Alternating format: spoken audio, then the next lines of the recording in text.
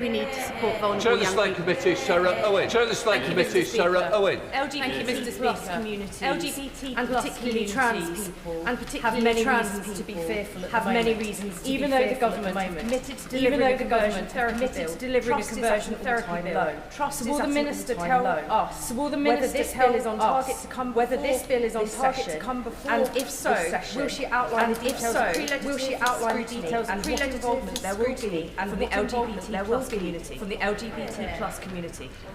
Thank you, Mr. Speaker. I recognise the significant anxiety felt by many trans people at the moment, felt by many trans people at the moment, and I was the protections of the trans people are enshrined in law, and trans people deserve to live their lives with dignity, with respect, and without shame. We are committed to delivering the trans-inclusive ban on conversion practices as per the King's alongside strengthening LGBT hate crime laws and improving trans healthcare. Question number 2, Mr. Speaker. Question number 2, Mr. Speaker. Thank you, Mr. Speaker. Background should never be a barrier to getting on. That's why we're expanding family hubs, rolling out free breakfast clubs, expanding childcare and delivering on our moral mission by scrapping the two-child limit, by creating a fairer Britain where every child has the opportunity to succeed. Thank you, Mr. Speaker. Last week I met with 93% Club to hear more about their Vital Work Club, to hear more about the impact of social class on young people's career and life chances. Labour government steps to widen opportunities for lower socioeconomic backgrounds, such as the government's match funding for criminal criminal Secretary of State outline what other action this Labour government is taking to level the playing field so that young people in Luton South and South Bedfordshire and across the country can access opportunities regardless of their background. I'm grateful to my honourable friend who has long campaigned on these issues. The central driving mission of this Labour government is to ensure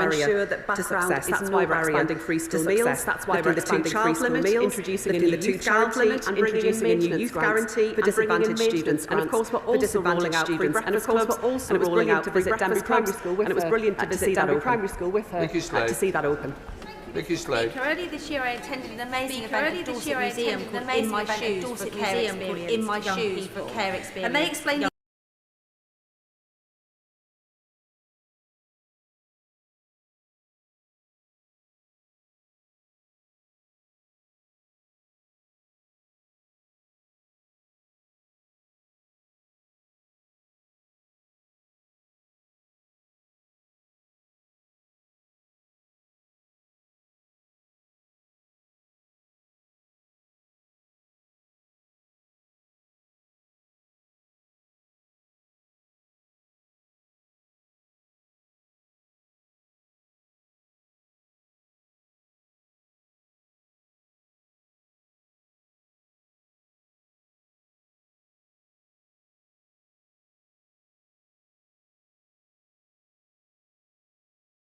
Miriam Davis.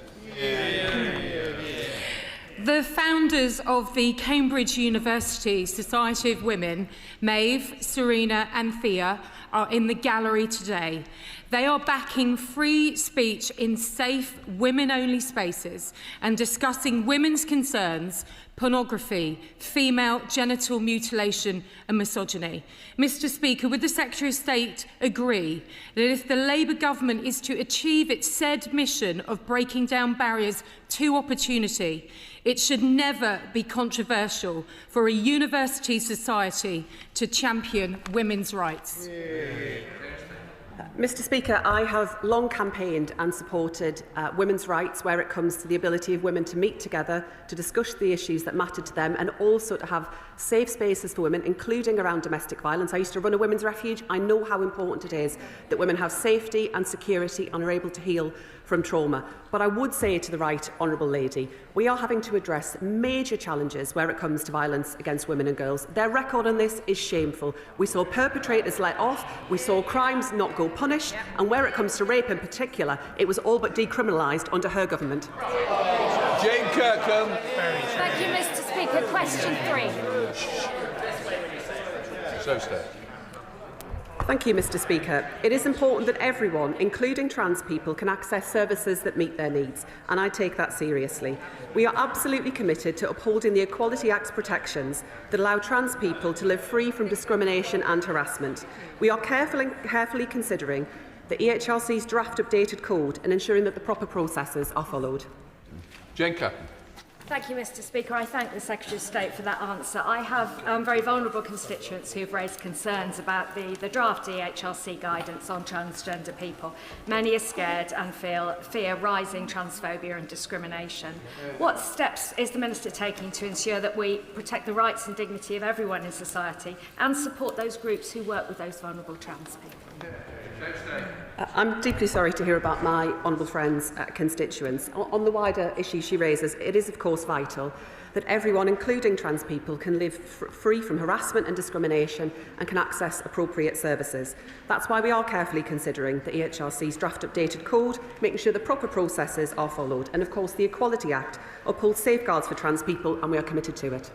Christine Joddy. Thank you very much, Mr. Speaker. I appreciate the Secretary of State's clarification.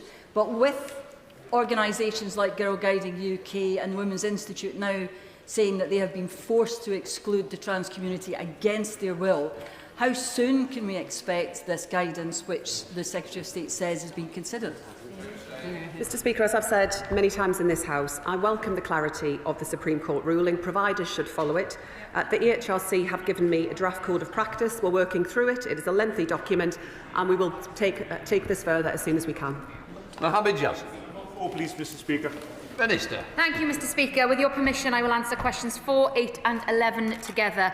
Our work to halve violence against women and girls in the course of a decade started the day that we entered government. We have already announced a series of cross-government measures to tackle these crimes, including launching our domestic abuse protection orders, which have already protected over 1,000 victims of domestic abuse since they were launched last November. Our transformative cross-government approach will be underpinned by a new strategy, which we will publish as soon as possible. Mohammed. Mr. Speaker, Bedfordshire's Police and Crime Commissioner is working hard to deliver government's mission to halve violence against women and girls, tackling complex domestic abuse cases and driving a 250% increase in case law disclosures. Yet women and girls face serious online harms, including violent pornography, highlighted by Baroness Burton and Ofcom. Given the link between online misogyny and real-world violence, what action will the government take to ensure tech companies properly protect women and girls from serious online harms? Well, I thank my honourable friend for that really important question. Making the online environment a safer place for women and girls is a priority for this government, and it is this government that is outlawing depictions of strangulation and pornography. It is this government taking action to tackle violence against women and girls in all its places. The Online Safety Act has placed a requirement on tech platforms to proactively tackle the most harmful illegal content, much of which disproportionately affects women and girls, including from harassment and intimate image abuse. Ofcom have recently published guidance outlining further steps that services can take to make platforms safer for women and girls, but we are also developing a wider strategy in order to tackle this further. Jessica Tull. Thank you, Mr. Speaker. Shut It Down is an organisation set up by 2 teachers at Winton and Glenmore Academies in my Bournemouth West constituency. It aims to prepare teachers for the tough conversation and work with male pupils to tackle misogyny and promote positive masculinity and healthy relationships. So can the Minister tell me what more she and her department can do to support projects like this and tackle the culture of violence against women and girls at the earliest possible stages? I thank my honourable friend for that question. Shut It Down and organisations like it are a brilliant tool. Schools should be a place where everyone feels safe and valued, and we want to counter misogynistic views by schools by teaching boys about respect, empathy and equality, Mr. Speaker. We will support teachers on how to deliver the revised statutory guidance on relationships, sex and healthy education, which strengthens consent on healthy relationships with free resources available, and we will be piloting a teacher training grant in 2026. Sir Oldham. Thank you very much, Mr. Speaker. Today marks the final day of the United Nations 16 Days of Activism Against Gender-Based Violence, which focus primarily on ending digital violence against women and girls. The domestic abuse charity Refuge has experienced a 62% increase in referrals of technologically facilitated abuse from last year. This abuse can take the form of stalking via tracking devices, non-consensual sharing of intimate images and recording devices being used by abusers to monitor victims. So will the Minister confirm what steps she's taken with the Home Secretary to help help tackle violence against women and girls with specific reference to technologically facilitated abuse? The Honourable Lady is right, and Refuge do brilliant work in supporting victims of tech-based abuse. I've been there to their offices, I've seen their team working really hard on this. This government is determined to have a cross-government approach to this. I'm working really closely with the Home Office, DCIT, looking at how we can really get to the grips with this. We'll be publishing our cross-government Vogue strategy imminently, and there will be a specific reference on tech abuse in that strategy. Rebecca Smith. Thank you, Mr. Speaker. The government's dithering on grooming gangs has gone on for so long that it's now unlikely that any report into what's happened will be published before the next general election. So does the Minister think that this is acceptable, and will she commit to publishing interim findings before the next general election? Thank you, Mr. Speaker. Look, the grooming gang scandal was one of the darkest moments in this country's history, with vulnerable young people being failed time and time again. The Prime Minister, the Home Secretary and I are determined to finally get victims and survivors the answers that they need. And it was he, the Prime Minister, who brought the first ever major prosecution on the Asian grooming gangs. It was this government that implemented the statutory inquiry recommendations, and it is this government that has issued a national inquiry, and we will get on with supporting victims and girls. Ian Goldman, Liberal Democrat spokesperson. Thank you, Mr. Speaker. Mr. Speaker, I'm sure the whole House agrees that women's safety is of paramount importance. In my constituency of Chelmsford, the City Council has helped to develop a women's safety charter, with local premises pledging their commitment to a range of training of staff to consider and prioritise women's safety as standard. The evidence shows that overwhelming perpetrators of violence against women and girls are not strangers, as some may have us believe, but they are men already known to their victims. So would the Minister agree with me that women's safety will be addressed best not through stoking division and fear, but instead supporting and funding initiatives like Chelmsford City Councils, where the real work to protect women and girls is done? Thank you. I totally agree with the Honourable Lady, and can I commend Chelmsford Council's work in this regard. If we're really going to halve the levels of violence against women and girls over the course of a decade, this isn't just going to be for government departments in Whitehall to tackle. This needs everyone across the country taking action. Local initiatives like the one in Chelmsford doing great work, and I encourage all local councils and local businesses to get involved, to change that culture, to really drive forward what we need in order to tackle this abuse. Rachel Bassett. Question 5, Mr. Speaker.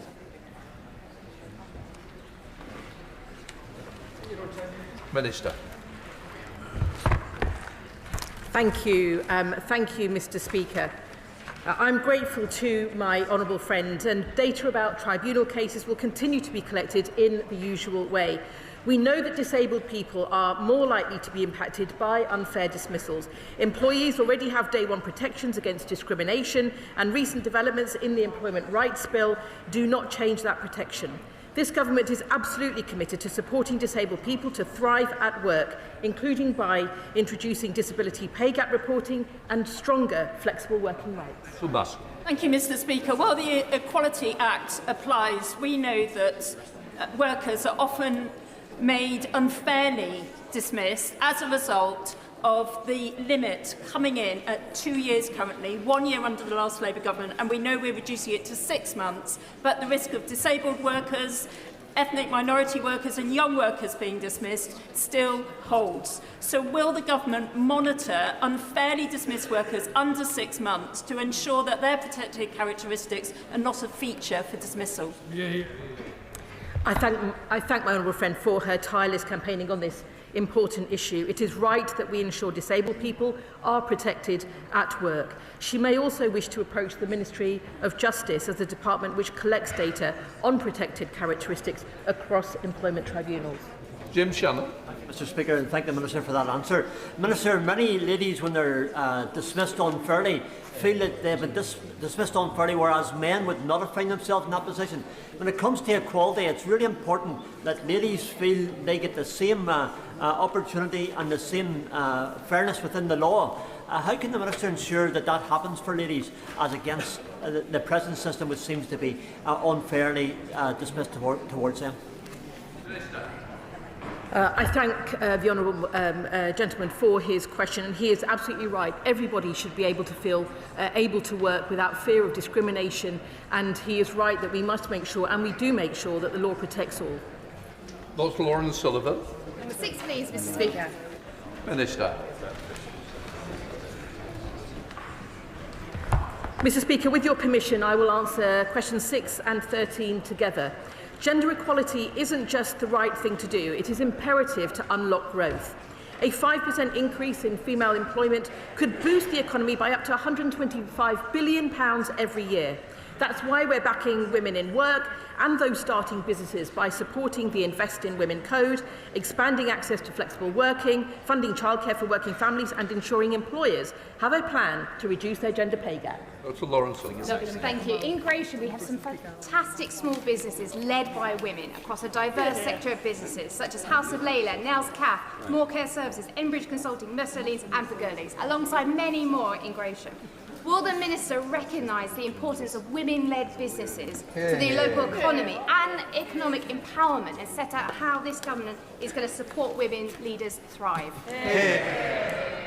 Mr. Speaker, I'm very happy to join my honourable friend in recognising the fantastic women-led businesses in Gravesham and the impact that women-led businesses have on our communities and our economy.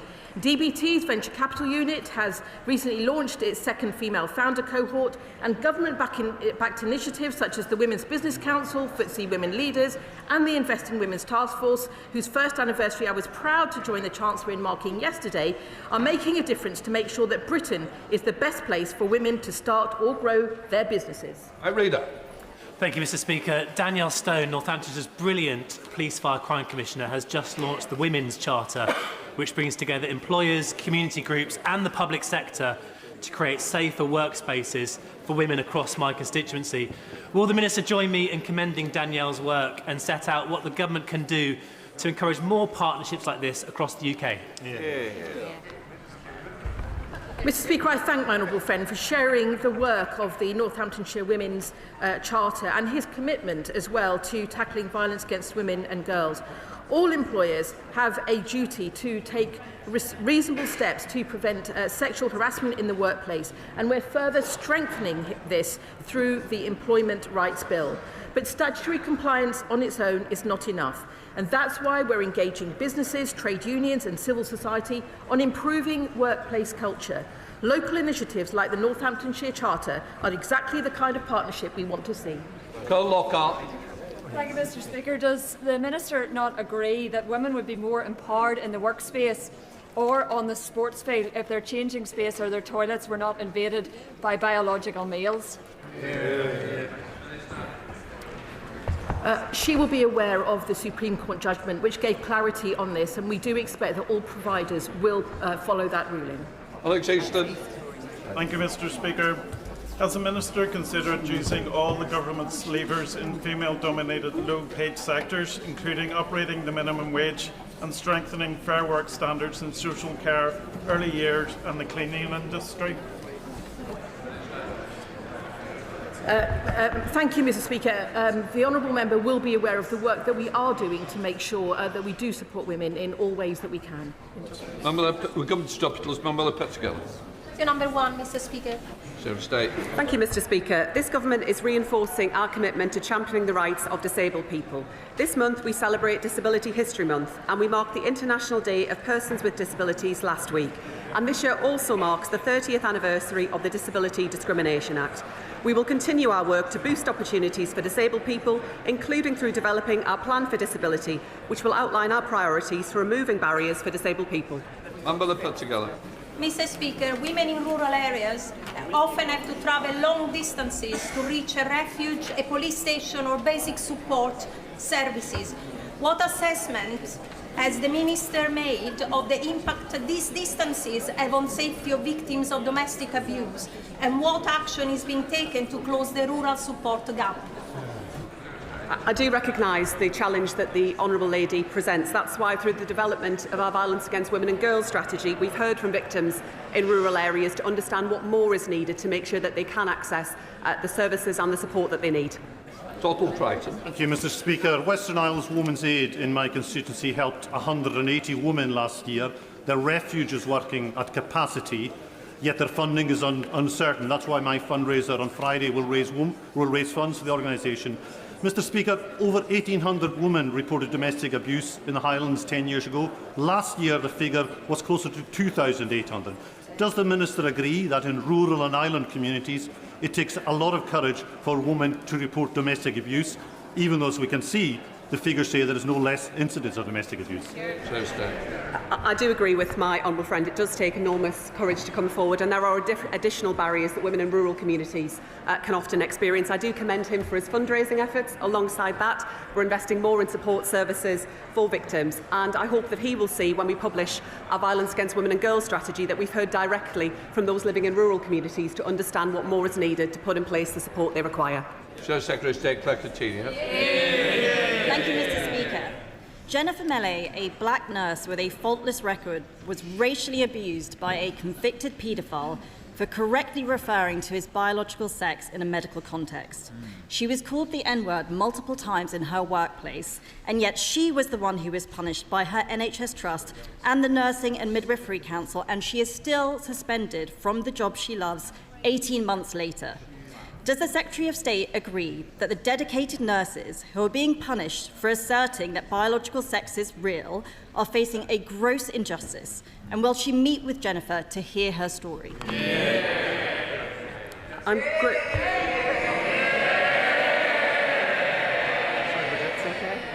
grateful to the right honourable lady. No one should face racist abuse or violence in any workplace, and that includes within the NHS. As we've also seen with the Sandy Peggy case, coming to these decisions in a timely manner is incredibly important. I hope this matter can be resolved as swiftly as possible, and I would of course be happy to meet with Jennifer to hear her experiences. Claire Coutinho. Thank you, Mr. Speaker. I appreciate the Secretary of State doing that. Now, does the Secretary of State believe that an 8-year-old child with autism can consent to a medical pathway that will leave them infertile and without sexual function for the rest of their life? If not, will she tell the Health Secretary herself to stop this puberty blocker experiment, which will biologically castrate children? Mr. Speaker, we are implementing all of the recommendations of the CAS review. That also included establishing a clinical trial through the Pathways Trial Research Protocol, which has undergone a thorough independent review, has received all regulatory and ethical approvals. This was a recommendation that Baroness Cass brought forward, along with many others, and it's one that we are taking forward. Sarah Russell. Question number 5, Mr. Speaker. There is a massive problem with childcare for mothers doing PhDs. Even if you are fully funded for your university research, essentially by the government, you will not be eligible for free childcare hours. This affects both parents. The average PhD stipend is just £15,000 a year, but the average nursery place is £12,500 a year. Will the Minister look into this? Mr. Speaker, I'd be happy to discuss this further with my honourable friend. We are committed to reviewing childcare support and making sure it is accessible and simple for families. Of course, PhD students are not eligible for some elements of support, but depending on income, may be eligible for certain hours. But also, student parents are eligible for the universal 15 hours of early free education, and this is available also to all 3- and 4-year-olds, regardless of family circumstances. We now come to Prime Minister's questions. Sarah Aldey. Question number 1, Mr. Speaker. Prime Minister.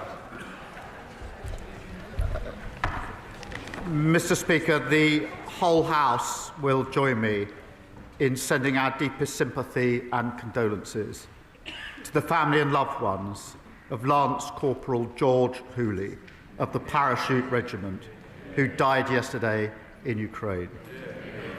Lance Corporal Hooley was injured in a tragic accident away from the front lines while observing Ukrainian forces testing a new defensive capability. His life was full of courage and determination. He served our country with honour and distinction around the world in the cause of freedom and democracy, including as part of the small number of British personnel in Ukraine. Mr. Speaker, I place his name on record today to express our gratitude and respect, and to affirm that his service will never be forgotten. Mr. Speaker, on Monday I hosted President Zelensky, President Macron and Chancellor Merz in Downing Street. We must redouble our efforts. The UK, Europe and our allies will stand shoulder to shoulder with Ukraine, stand up to Putin's aggression and work to deliver a just and lasting peace. Mr Speaker, this morning I had meetings with ministerial colleagues and others. In addition to my duties in this House, I shall have further such meetings later today. Sir Alday. Mr. Speaker, a couple in my constituency fled persecution from the Egyptian authorities, who accused them of being traitors and terrorists due to their work as professional journalists. They gained refugee status here in 2021 and are now 3 months away from being eligible for indefinite leave to remain. The UK is their home, but their stability and family life are being threatened by changes in government policy. I'm concerned that the government has lost sight of the real-life impact that these changes will have on working families living here legally, and with details of transitional arrangements still under consultation, can the Prime Minister provide clarity regarding the transitional support available to families already on the pathway to indefinite leave to remain? Thank you. Well, can I say this country will always be compassionate in relation to refugees and comply with our full obligations under the various conventions. It is important that we address some of the challenges we face at the moment, but we mustn't lose sight that we've always been a compassionate country that welcomes refugees to our shores. Rachel Maskell. Mr. Speaker, while the last government was indifferent to child poverty, this government's driving mission must be to eradicate child poverty, and the strategy is a first step on that path. Over the first 1,001 critical days in pregnancy and early years, poverty contributes to malnourished babies, developmental delay, hypothermia and poor life outcomes. This is unacceptable. So will the Prime Minister lift pregnant women and babies out of poverty in York and across the country in this Parliament and ensure that we relieve poverty over the first 1,001 critical days? Can I thank her for raising this? And I'm proud that babies born today will have a better start in life thanks to our decisions. Mr. Speaker, I am particularly concerned by maternity services, and that's why we've commissioned a review so every mother is heard, gets proper care at what should be a special time, and currently too many are failed. We're funding healthy babies services in 75 of the most deprived areas, and we've taken action to save parents up to £500 a year on infant formula. It is a moral mission of this government to lift children out of poverty, and we intend to do so. The Leader of the Opposition thinks that maternity pay is excessive and would go back to the failment that puts hundreds of thousands of children into poverty. Kevin Baden, not the Leader of the Opposition. Thank you, Mr. Speaker. And can I echo the sentiments of the Prime Minister? The thoughts of the whole House will rightly be with the family of Lance Corporal Hooley, who tragically died supporting Ukraine in her fight for freedom. Can the Right Honourable Gentleman tell the House why are his own MPs describing him as a caretaker Prime Minister? Mr. Speaker, my own MPs are very proud. We've just passed a budget which protected our public services and our NHS. No austerity which brought our NHS to the ground.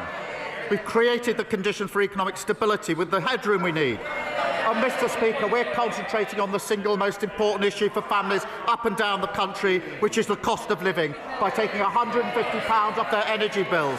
That's in addition to the £150 for the 6 million of the poorest household. We're concentrating on what matters to the country. She's trying to save her job. Mr. Speaker, let me answer the question for the Prime Minister. He's being called a caretaker because everyone can see that he's lost control of his party. And this lot, they're all so busy trying to replace him. Order. Sorry? Can I just say the same people are making the same noises they made last week. I did say last week it wasn't the right time. I wouldn't do it this week. So please, let's not carry on with the way we left it last week. Kevin Baden. Mr. Speaker, they can make as much noise as they like. We all know that this lot are so busy trying to replace him that they've taken their eyes off the ball. Let's start, Mr. Speaker. Wait for it. Let's start with the Energy Secretary, who wants to recycle himself as leader. He said he'd cut families' energy bills by £300. Can the Prime Minister tell the House how much have energy bills fallen by since the election? Well, Mr. Speaker, I'm very pleased to say we're taking £150 off energy bills. I can also tell her I can also tell her that that's on top of the £150 we've taken off last year for the 3 million poorest families, now for 6 million poorest families. Mr. Speaker, she talks about leaving. The problem for us, last week, What? Mr. May, I've told this side. I'll now tell this side. We don't need the pantomime auditions anymore, please. Mr. Speaker, last week I pointed out that 3 of her ex-MPs went to reform. That included the former Deputy Chairman, Jonathan Gullis. He liked to think of himself as a straight talker. He said they're finished and they've lost the trust of the British people. In total, Mr. Speaker, 21 ex-Tory MPs have now left for reform. The real question, Mr. Speaker, is who's next? We can all see the Shadow Justice Secretary twitching after his come and get me plea from the member of Clacton. Mr. Speaker, we need no lessons from them. Mr. Speaker, I asked him about energy bills. You could power the national grid on all of that hot air. He promised to cut energy bills by £300. Energy bills have risen by £187. But let's look at someone else who's making a mess. Let's look at the Education Secretary. Oh, there she is. Labour pledged to recruit 6,500 more teachers. So can the Prime Minister tell the House how many extra teachers are there since she became Education Secretary? More than when they left office. I'm very proud to say so. We're in an upward trajectory. Oh, Mr. Speaker, they left our health service on its knees. They left our schools in a mess. They left our economy absolutely broken. They should be utterly ashamed of their record in service. Wrong.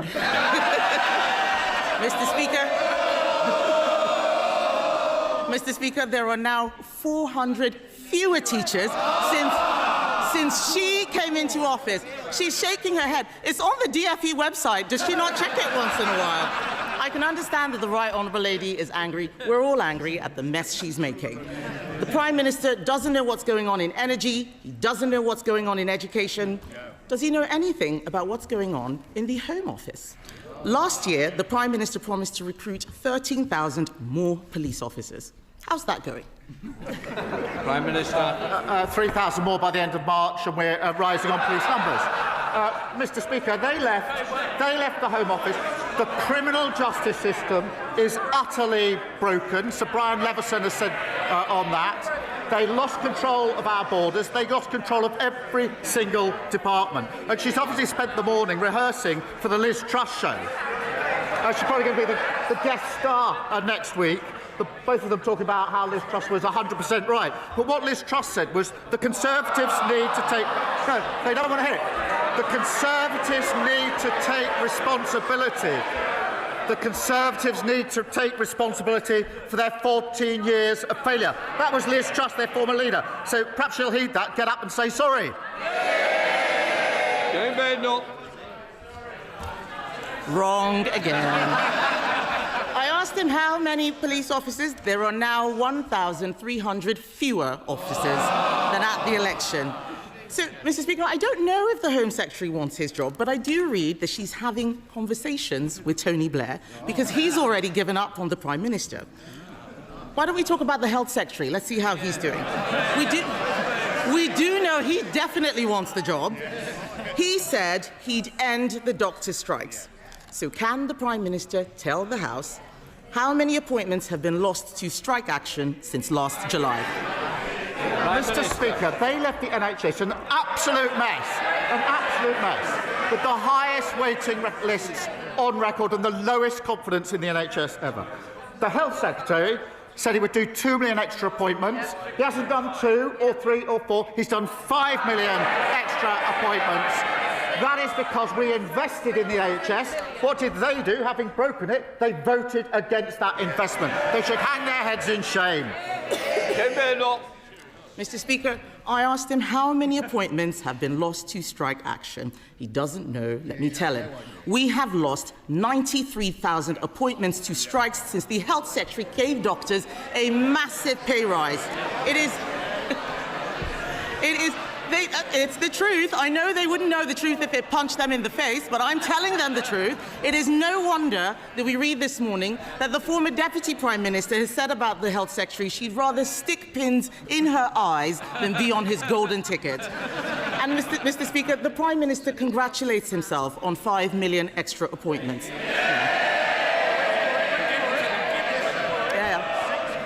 In our last year of office, we delivered 6.5 million extra appointments. Under Labour, Mr. Speaker, everything is getting worse. Jobs, bills, police numbers, teacher numbers, everything is getting worse.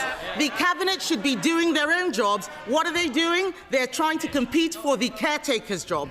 The only person who doesn't want the Prime Minister's job is the Chancellor. She's just trying to cling on to her own. Isn't it time, Mr. Speaker, that the Prime Minister admits that Labour isn't working?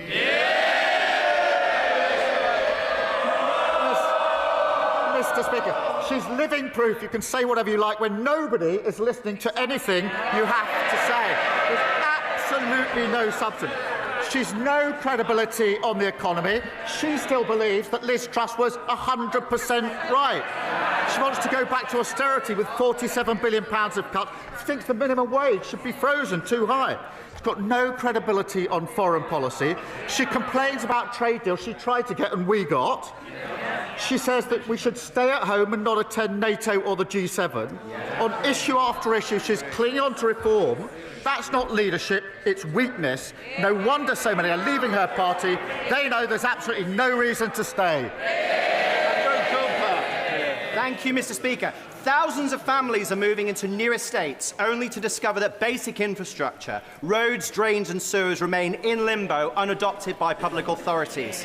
In mid-Cheshire alone, 4,700 households, more than 12% of all properties in the constituency, face this uncertainty with no guarantee over maintenance, safety and future costs, often years after developers have walked away. Can the Prime Minister say what steps he will take to make adoption timely and enforceable so homeowners are not left carrying the burden of unfinished infrastructure?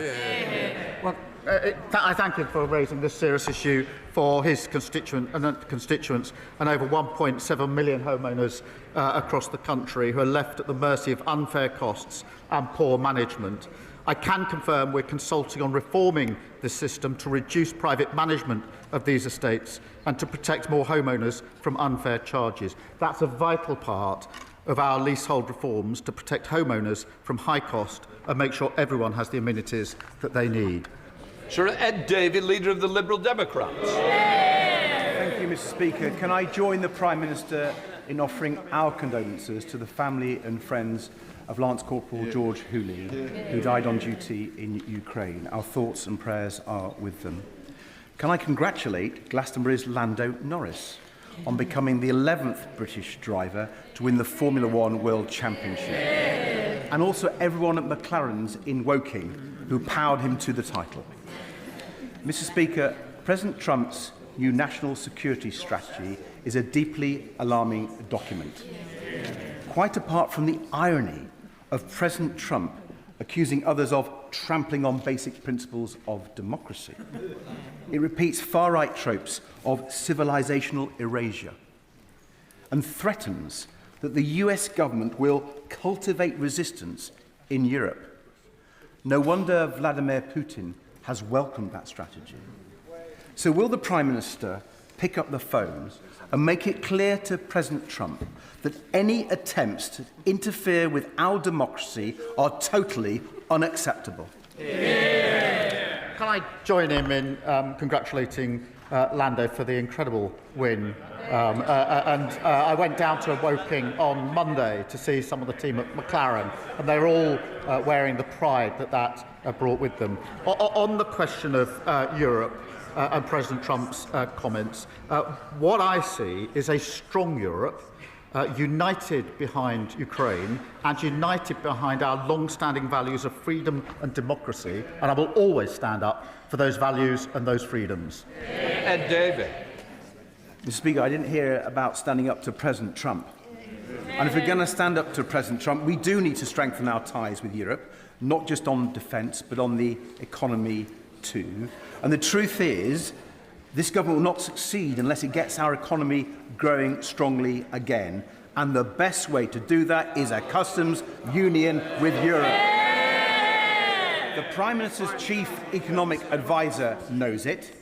The Deputy Prime Minister knows it. And yesterday, the Labour chair of the Treasury Select Committee showed she knows it too when she backed our bill.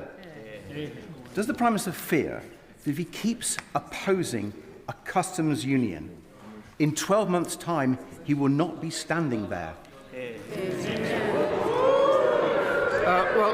Mr. Speaker, we have got a close relationship with the EU through our reset earlier this year. And yes, I do want a closer relationship than the one we've got at the moment. We are moving towards that. We do have manifesto commitments on issues such as single market, customs union and freedom of movement. But I would gently point this out, that having now done significant trade deals with other countries, including the US and India, which are hugely important to the JLR workforce and on pharma, it is not now sensible to unravel what is effectively the best deal with the US that any country has got. Susan Joseph. Thank you, Mr. Speaker. Working in NHS, I saw the consequences of Tory underinvestment in our health service. I welcome the progress under this Labour government. Falling waiting lists, higher patient satisfaction with the general practice and the rollout of neighbourhood health centres announced in the budget. I thank the frontline staff, including in mental health and community services, for all their hard work, and I am especially grateful to all the staff at the William Harvey Hospital in Ashford who turned up to work during the last BMA-led resident doctor strike and ensured that so many planned appointments went ahead. With rising hospital admissions because of flu and increased demand on A&E services, does the Prime Minister agree that the BMA should call off their next planned strike and instead work with the government to find a solution? Well, Mr. Speaker is right. Waiting lists are falling with over 5 million extra appointments. More people are being seen within 18 weeks, and we've hired 2,600 new GPs. That's real progress thanks to the hard work of NHS staff, backed by our record investment. I do think the strikes are unjustified and they threaten that hard-won progress, and the focus should always be on patients. Sybil Roberts. He just said, the Prime Minister, that he wanted a closer relationship with Europe, but then referenced the Labour Party manifesto. Wales has been hardest hit by Brexit. Exports are down by a third. When will he admit that the only solution to the chaos imposed by Brexit is to rejoin the customs union and the single market, or is he too afraid of what his party might say? Mr. Speaker, I went to Solihull to see the JLR workforce before we got the deal with President Trump. They were worried sick that they were going to lose their jobs, and that would be a loss for them, their families and their communities. I took the call from President Trump when we got the deal in Solihull in JLR, so the first people I could tell were the workforce, who knew very well that that meant their jobs were safeguarded. We've also just done a deal on pharma, which is the first of its kind in the world and the best of its kind in the world. It is not sensible or fair to the JLR workforce or to the pharma sector to say, having achieved those things now, we should unravel them by discussion about a customs union. I just don't think it's a sensible way to take our country forward. Justine. Thank you, Mr. Speaker. Of the almost 1 million young people not in education, employment or training, hundreds of thousands are disconnected from the system entirely. Youth workers have a unique ability to bridge young people into support. I wouldn't be stood here today if I hadn't been supported by a youth worker called Russell when I dropped out of school. So will the Prime Minister use the National Youth Strategy to deliver a shared long-term vision for young people's outcomes, with good work as a central pillar and youth workers and trusted adults at its heart? Well, I thank him for his question. The party opposite presided over a lost decade for our young people. I'm determined to support every young person to reach their potential. That's why we're delivering the first national youth strategy for 15 years to transform youth services, backed by over £500 million. Mr. Speaker, that means more youth workers, more youth centres and a network of 50 young future hubs. That's on top of our youth job guarantee and our plan to create 50,000 more apprenticeships. We're building a Britain for the next generation. Saki Bhatti. Mr. Speaker, over the coming weeks, millions of people from across the country will be visiting their local church. Churches are the custodians of our history and do enormous good. But in January, the government announced a £19 million cut to the listed places of worship grant account, as well as putting a cap on the repair costs. This cut puts thousands of local churches at risk. And I say to the Prime Minister, if we lose our churches, we lose the very soul and essence of our communities and our country. So as we go into Christmas, will the Prime Minister do the right thing? He has 10 at risk in his own constituency. Will he reconsider this policy so that we can save our churches? Mr. Speaker, we do support our churches and the work that those within our churches do, particularly in the lead up to Christmas, and I've got a reception for them in Downing Street this very afternoon. Jim Dixon. Thank you, Mr. Speaker. Before May's election, Reform in Kent promised that they would improve services and cut taxes. Instead, vital services to older people and those with a mental health condition provided by great organisations like Imago and Involve is to be cut and taxes are going up. Would the Prime Minister agree with me on two things? That given the additional money for the county through the Fair Funding Review, it's beyond belief that Kent are cutting services that vulnerable people rely on, and that their so-called Doge unit that we were told would eliminate waste actually stands for deluded, overconfident, gormless and embarrassing. Well, it sums up very well how his community have been utterly let down by Reform. Whilst the member for Clacton is making excuses about his behaviour at school, look at what his party are doing across the country. Chaos in Kent. In Hampshire, their mayoral candidate says the Deputy Prime Minister, a black British man born in this country, should go back to the Caribbean. In Staffordshire, Reform's leader has been exposed as a white supremacist. It's not a coincidence, Mr. Speaker, because chaos and division is a member of Clacton's life work. We're a hobos. Thank you, Mr. Speaker. In Bath, parents of children with special educational needs, often very complex needs, are crying out for special school places. Funding to build a brand new special school at that Culver Hay site in Bath was secured, but the government has frozen the funding for almost 18 months without any explanation, leaving many families in the lurch. How much longer do families and children with special educational needs have to wait for this vital new school? Well, I thank you for raising this, and we are working closely with local authorities on plans for special and alternative provision-free schools. We are keen to progress this, and I'll make sure that ministers update her in her particular case. But we are determined to fix the SEND system that fails parents and fails children, and that's why we've launched a national conversation to put families at the heart of the lasting reform. We've already put money into extra new places, a language support and Best Start family hubs being rolled out across every area from April. Christine Sullivan. Thank you, Mr. Speaker. In Blackburn, West Lothian, St Kentigern's Academy was part demolished due to rack and is being rebuilt, costing £35 million. West Lothian Council found £20 million from its own stretched budget, but despite repeated pleas to the Scottish Cabinet Secretary for Education, who called it the most deserving case, funding has not been delivered. Will the Prime Minister back my call for the Scottish Government to urgently fund the £15 million shortfall and raise it with the First Minister in their next meeting? Well, can I thank her, because she's fought for her constituents on this issue for years, and meanwhile decades of SNP cuts and broken promises have left schools crumbling. Mr. Speaker, what a contrast. By the end of this Parliament, every school in England will either be rack-free or we will rebuild them entirely. We delivered the largest settlement for the Scottish Government in the history of devolution. So the question for the SNP is, after decades of decline, what is their excuse?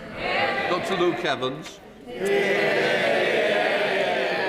Mr. Speaker, I feel for the Prime Minister. It must be tough wherever he goes in the UK because of his policies. A pub, higher taxes. A restaurant, higher taxes. A cafe, higher taxes. A farm, higher taxes. A GP, higher taxes. A care home, higher taxes. A hospice, higher taxes. So, Mr. Speaker, is this the reason the Prime Minister chooses to spend so much time out of this country? What a load of nonsense.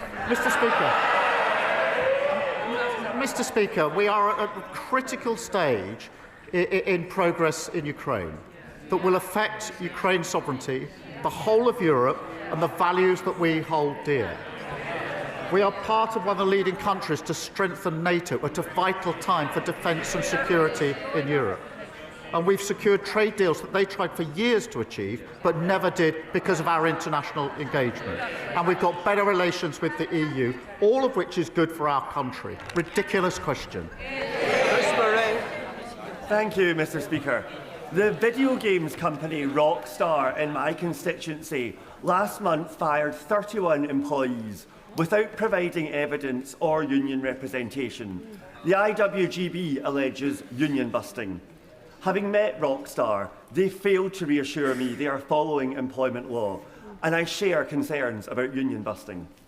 Given this government is responsible for the biggest increase in workers' rights in a generation, does the Prime Minister agree all companies, regardless of profit size, must follow UK employment law, and all workers have the right to join a union? Well, it's a deeply concerning case. Every worker has the right to join a trade union, and we're determined to strengthen workers' rights and ensure they don't face unfair consequences for being part of a union. Ministers will look into the particular case that he raises and keep him updated. Blake Stevens. Thank you, Mr. Speaker. Digital ID is intrusive and fundamentally un-British. The government has no mandate for it. No sensible person believes it will tackle illegal immigration or illegal working. It's an attack on our open society and a staggering waste of taxpayers' money, isn't it? Digital ID has huge benefits, as many countries in Europe are already demonstrating. And where they failed on our borders, we're taking control of our borders, and I'm proud that we're doing so. Jenny Riddle-Carpenter. Thank you, Mr. Speaker. Mr. Speaker, the Prime Minister will know that SEND is in crisis across the country, but it's in particular crisis in Suffolk, where the County Council is in special measures for its failings. I'm delighted that the government has listened to one of my asks, which is to have a national conversation about SEND, so parents, young people and their advocates can have their voices heard. Will the Prime Minister back my call to make sure that we deliver the funding for the former Saxmundham Set School in Saxmundham that closed its doors for the last time in 2024? Can I thank her? I know she's a dedicated campaigner on this issue, and I'll make sure ministers update her on the latest progress in her constituency. Our ambition is to make sure all children with SEND have access to the right support. That's why we're working closely with local authorities to deliver places where they're needed most. Sarah Boo. Thank you, Mr. Speaker. This government is always talking about the fair choices that it has made. But is it a fair choice to balloon the benefits bill? Is it a fair choice to introduce an unfunded and unwanted digital ID that will cost the public billions? And is it a fair choice to increase taxes on working people when the promise was not to? The answer, Mr. Speaker, is no. So can I ask the Prime Minister to consider one final... So can I ask the Prime Minister to give one final fair choice, thinking of food security and to avoid devastation for families across the country and reverse the family farm tax? Mr. Speaker, welfare ballooned on their watch. When the Shadow Chancellor was responsible for welfare, it ballooned by £33 billion. They left a £22 billion black hole. The OBR reviewed and said they added £16 billion to that. We'll take no lecture from them on the economy. Final question, Carl Turner. Thank you, Mr. Speaker. There's no denying that this government inherited a crisis in our criminal courts, with the number of cases waiting to be tried growing every single day. So if the Justice Secretary plan to do away with jury trials in some cases, not all, in some cases, is really about addressing the backlog and getting the position to something manageable, then why isn't there a sunset clause? And why has that been ruled out? Well, he's absolutely right to draw attention to the crisis in our courts. Yes, he says. Sir Brian Leveson is one of our most respected senior judges. He did an independent report, and he made clear that we risk, in his words, total collapse of the criminal justice system without change. That is what they're chuntering at. That is what they left. A system near total collapse, where victims of sexual violence and rape wait years to get justice. That is not justice, that is victims failed. I can reassure him, and I know he feels very strongly on this, that juries will remain a cornerstone of our justice system for the most serious cases. Mr Robertson, I don't want shouting like that again. Do we understand each other? Okay. Right. That completes Prime Minister's questions. Yeah.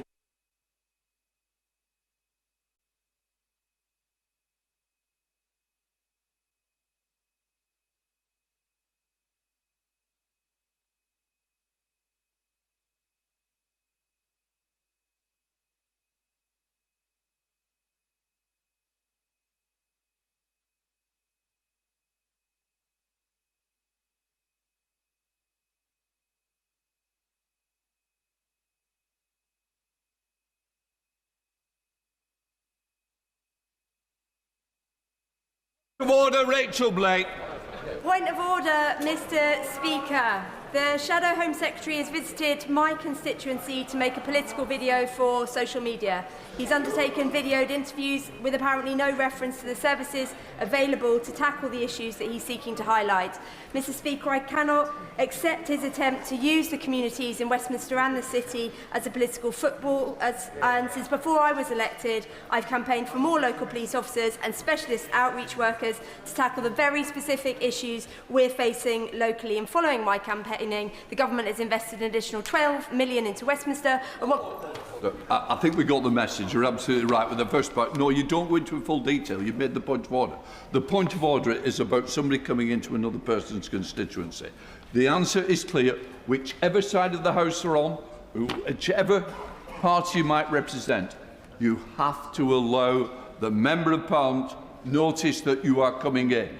We've had it before, we don't need it, we're quite a long way for general election, so I am disappointed. You should always be informed of somebody coming in. Please, respect each other. Point of order, John MacDonald. I don't like doing this, Mr. Speaker, but I have to. I wrote on behalf of several members to the Secretary of State for Justice last Wednesday. It is in relation to the hunger strike that's taken place within our prisons at the moment by Palestine Action prisoners, some of whom now have been hospitalised. We wrote simply asking for a meeting with the Secretary of State. We've not received any response. I informed his office yesterday I'd be raising a point of order. We gave it another day. We still haven't had a response to that letter. This is a matter of urgency, and I would have expected at least the courtesy of some response, even if he's not willing to meet us. Can I first of all say I thank the honourable member for raising his point. I always expect ministers to take seriously correspondence from members whichever side of the House. It is totally unacceptable. Not if I can't make a meeting happen, but I do expect people's correspondence to be dealt with quickly and effectively. What I would say is the Treasury bench, I hope, will be listening very carefully, and I hope that we'll make contact with the honourable member. It is, as I said, not acceptable. I'm getting more and more people complaining about ministerial correspondence. We even heard of one that took 12 months. It's not good enough. It's not acceptable. The ministerial teams need to get the act together and make sure members of Parliament, quite rightly, get a reply timely. Jeremy Corbyn. Thank you, Mr. Speaker, and I thank you for what you just said in response to the point of order from the member for Hayes and Harlington. Is there any way that you could ensure that a minister comes to this House to give a statement about the hunger strikers in the prison? I visited one of them yesterday, and I am deeply concerned about what is going on in our prisons, where people are being held for an inordinate length of time on remand when they are being delayed their access to justice. I cannot guarantee I'm not responsible for what goes on within this chamber. I'm here to keep good order. What I would say is, quite rightly, as another senior member raising a point of order, the Treasury bench will have hoped they would that. Who knows? It might be there are different ways, and you both know how to do it, in order to ensure that this is brought to the attention of the chamber. I will leave that with you, knowing, with the experience between you, I'd hate to add up how many years, but I think between you, you know the answer to the question. Right. Point of order, Bob Blackman. Thank you, Mr. Speaker. I've looked through the agenda up until Christmas, and it appears that there is no opportunity for members to question either the police settlement or the local government settlement. Normally, there is a debate held, or at least a statement given on the floor of the House about both of these, so that members are able to question those. I understand that it seems to be the government's intention to put a written ministerial statement about this on the last day of Parliament, not giving us an opportunity to challenge. Given that local authorities are finalising their budgets for next year at the moment, they need to know how much funding they're going to get from the government. So could you use your good offices to encourage the government to actually come forward with at least a statement? Can I just say, quite rightly, the point has been raised. Once again, I expect the Treasury bench to have taken it over. What I would say, as I said previously, there are other mechanisms that you may wish to consider using. I could see the shock horror of the opposition chief whip when you said it. You know, I was absolutely overwhelmed by the shock that came out. But allowing that to rest, I do take seriously. This House should hear it. A WMS is not the answer on something so serious. So let me say, Treasury bench should have heard it. We shouldn't shy away from this House. In fact, we should always come to the House first. I can't say it more than what I do. At some point, I would suggest once again that the ministerial code needs to be changed if people aren't going to take it seriously. Right, on that, we will now lead it. We've now got presentation of bill. Sir Adai. Reindeer licensing for exhibition bill. Second reading what day? Friday the 16th of January 2026. Friday the 16th of January 2026. Thank you. Right, we now come to the 10-minute rule motion. Katie Lamb.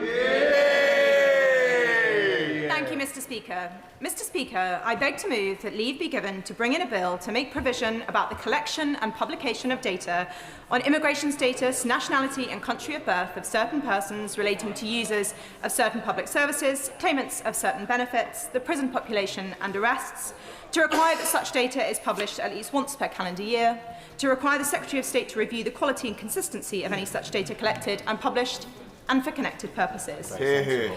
I firmly believe that for nearly 3 decades, migration to this country has been too high and remains so. Every election-winning manifesto since 1974 has promised to reduce migration. And yet, since 1997, with the unsurprising exception of 2020, net migration has run at more than 100,000 people per year. Like governments before it, the last government promised to reduce migration. As my right honourable friend, the member for North West Essex, has said, it failed to do so. To paraphrase my honourable friend, the member for West Suffolk, mass migration is the single biggest broken promise in British politics and the single biggest reason that trust in our politics is in such short supply. But whatever we believe, it is an objective fact that our national conversation around immigration is often hampered by shockingly poor data, when that data even exists at all. My honourable friend, the member for Harborough, Oadby and Wigston, has worked for years to highlight this problem. As the Migration Observatory, a group of academics at the University of Oxford, noted just last week, migration data is plagued by gaps and quality issues which reflect structural and long-term problems with data silos, disorganised databases and failures to keep complete records. All in all, the Migration Observatory identified 10 areas of public policy which a lack of high-quality migration data is currently undermining. All of this starts with the fundamental question: how many people are in this country and who are they?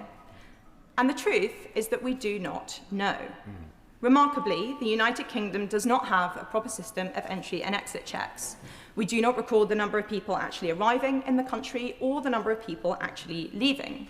The migration figures that we see published every year are just best guesses. Exactly. When people do arrive here, we don't have comprehensive data on exactly where they've come from or where in the country they might be moving to. Our best guess for this comes once a decade at the census, but given the scale and pace of migration since the last census in 2021, this information will now almost certainly be hopelessly out of date. Recently, we saw the Office for National Statistics issue new figures on net migration for 2024. Using these new methods, the ONS now thinks that emigration of British nationals had been underestimated by 2/3 of a million people between 2021 and 2024. For years, policy in this country was made on the basis of the old guess, which showed British national immigration running at below average. These new figures invite serious questions about why so many British nationals, the vast majority of them young, are leaving this country. And yet, for years, the official data showed that there was no such problem, and so the conversation in this place never proceeded beyond the level of anecdote. When people do arrive here, we know far too little about them. We don't know the number of foreign criminals who've been awarded visas since 2021 or where they've come from. We don't have the full information on how many people move between the asylum system and the formal legal migration system. In the case of EU migrants, we don't know why these people are coming here or how many of them already have EU settled status. All of this concerns to this country.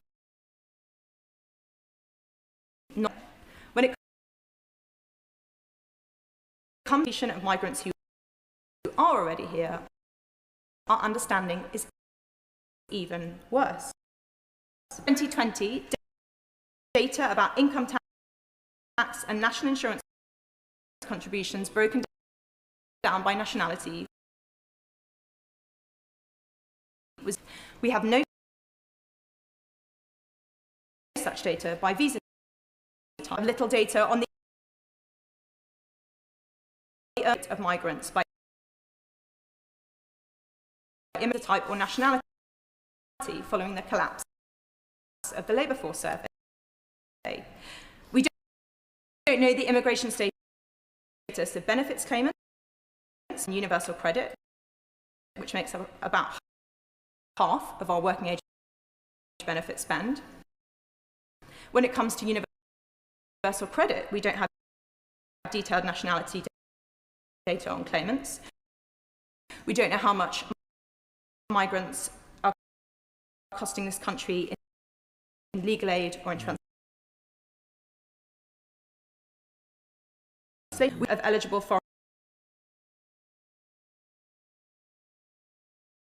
nationals are receiving. Total cost in any investigation of migrants pre and post indefinite leave to remain state, number of people arrested by nationality, the immigration status of prisoners, or the number of people sentenced but not imprisoned by nationality. The indicative data that we do have about migrant crime has been obtained via Freedom of Information Act requests and is often incomplete or disputed. Because it is not released on a consistent basis, it is also very hard to assess over time. Yet, in the absence of any alternative, this is the basis on which we must conduct the debate. We have no information at all on the nationality or immigration status of those referred to prevent, a glaring gap in our ability to combat extremism. And all this, everything that I've said, relates only to the UK's legal population. We do not have, and have not had for some time, a credible estimated figure about the number of people who are in this country illegally. There has been no official attempt to combine data sets we could use, utility usage, health restrictions, census data, grocery purchases, to establish this number. So we cannot know what pressure this might be putting on public services or on infrastructure, and we cannot properly assess how much money needs to be invested into our border force and immigration enforcement. We don't have any information about internal deportation targets within immigration enforcement and border force and what proportion of those targets are being met. We don't know what happens to asylum seekers who've been refused asylum but have not been returned to their home countries. We don't know how often and in what context human rights-based claims are made to thwart removal and how often those claims are successful, particularly as we don't yet have access to the judgments of the first-tier immigration tribunal. How can we possibly have a well-informed conversation about illegal migration without a full understanding of the facts? Those of us who wish to end the era of mass migration are often the loudest voices in calling for more data. Yet those who believe that this period of mass migration has been a good thing for our country should be the biggest supporters of more comprehensive and accurate data on the impact of migration. We are often told, including in this House, that the British people have been misled or misinformed about the true impact of immigration on our country, that mass migration has in fact been better for this country than many believe. If that is the case, then let us see it in the data. If, as many members on the benches opposite and to my left may claim, the majority of migrants are in net fiscal positive, then let us see it in the data. If, in fact, migrants are no more likely to commit crime than British nationals, then let us see it in the data. Based on the indicative data that we do have, I believe this is exceedingly unlikely. But until we have access to the full facts, the conversation about migration in this place and across our country will necessarily fall short. There is no good reason to oppose a better informed national conversation around immigration.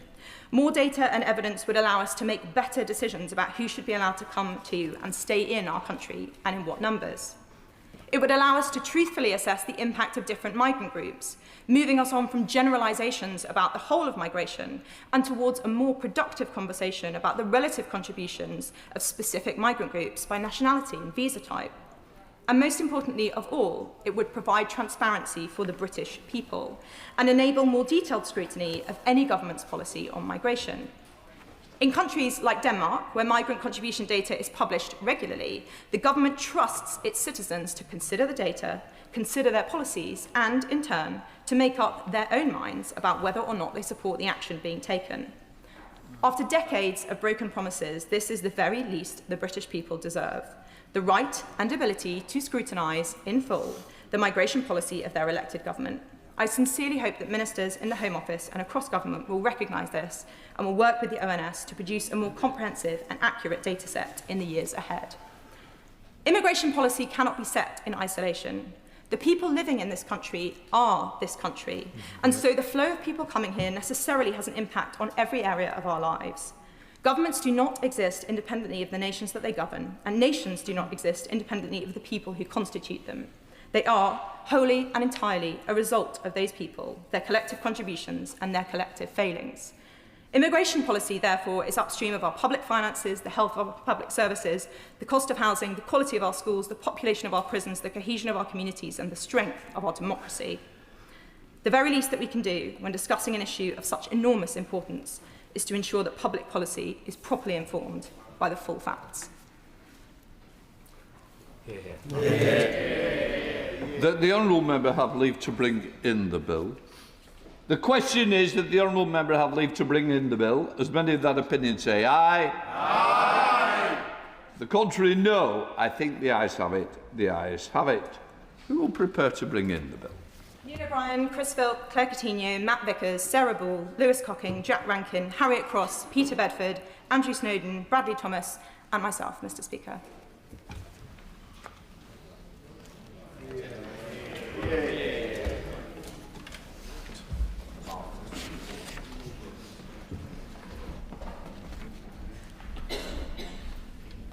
Katie Lamb.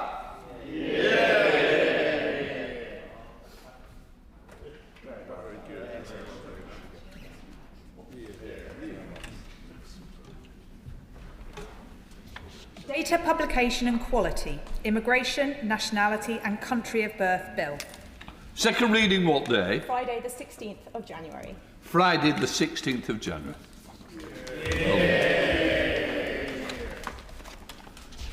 We now come to the Opposition Day motion on seasonal work. I inform the House that I have selected the amendment tabled in the name of the Prime Minister. I now call the Opposition spokesperson to move the motion. Nigel Huddleston. Thank you, and I beg to move the motion as stated on the order paper in my name and others, Mr. Speaker. Last year's budget, with its increases in national insurance, increases in business rates and inflation-busting pay rises, led to more than 180,000 job losses because it increased the cost of labour. Most economists, and indeed most sensible people, understand that when you increase the price of something, there is less demand for it. By increasing the cost of jobs, Labour caused unemployment. And yet this year, fully aware of rising unemployment, the Chancellor remarkably came back for more. And with her colleagues in the Cabinet, she is imposing even more costs on business through the unemployment bill, with more regulations and a whole new set of taxes, like the tourism tax. These decisions will do even more damage, snatching the opportunity of a first job, a seasonal job, or an entire career from young people and indeed people of all ages. Yes, indeed.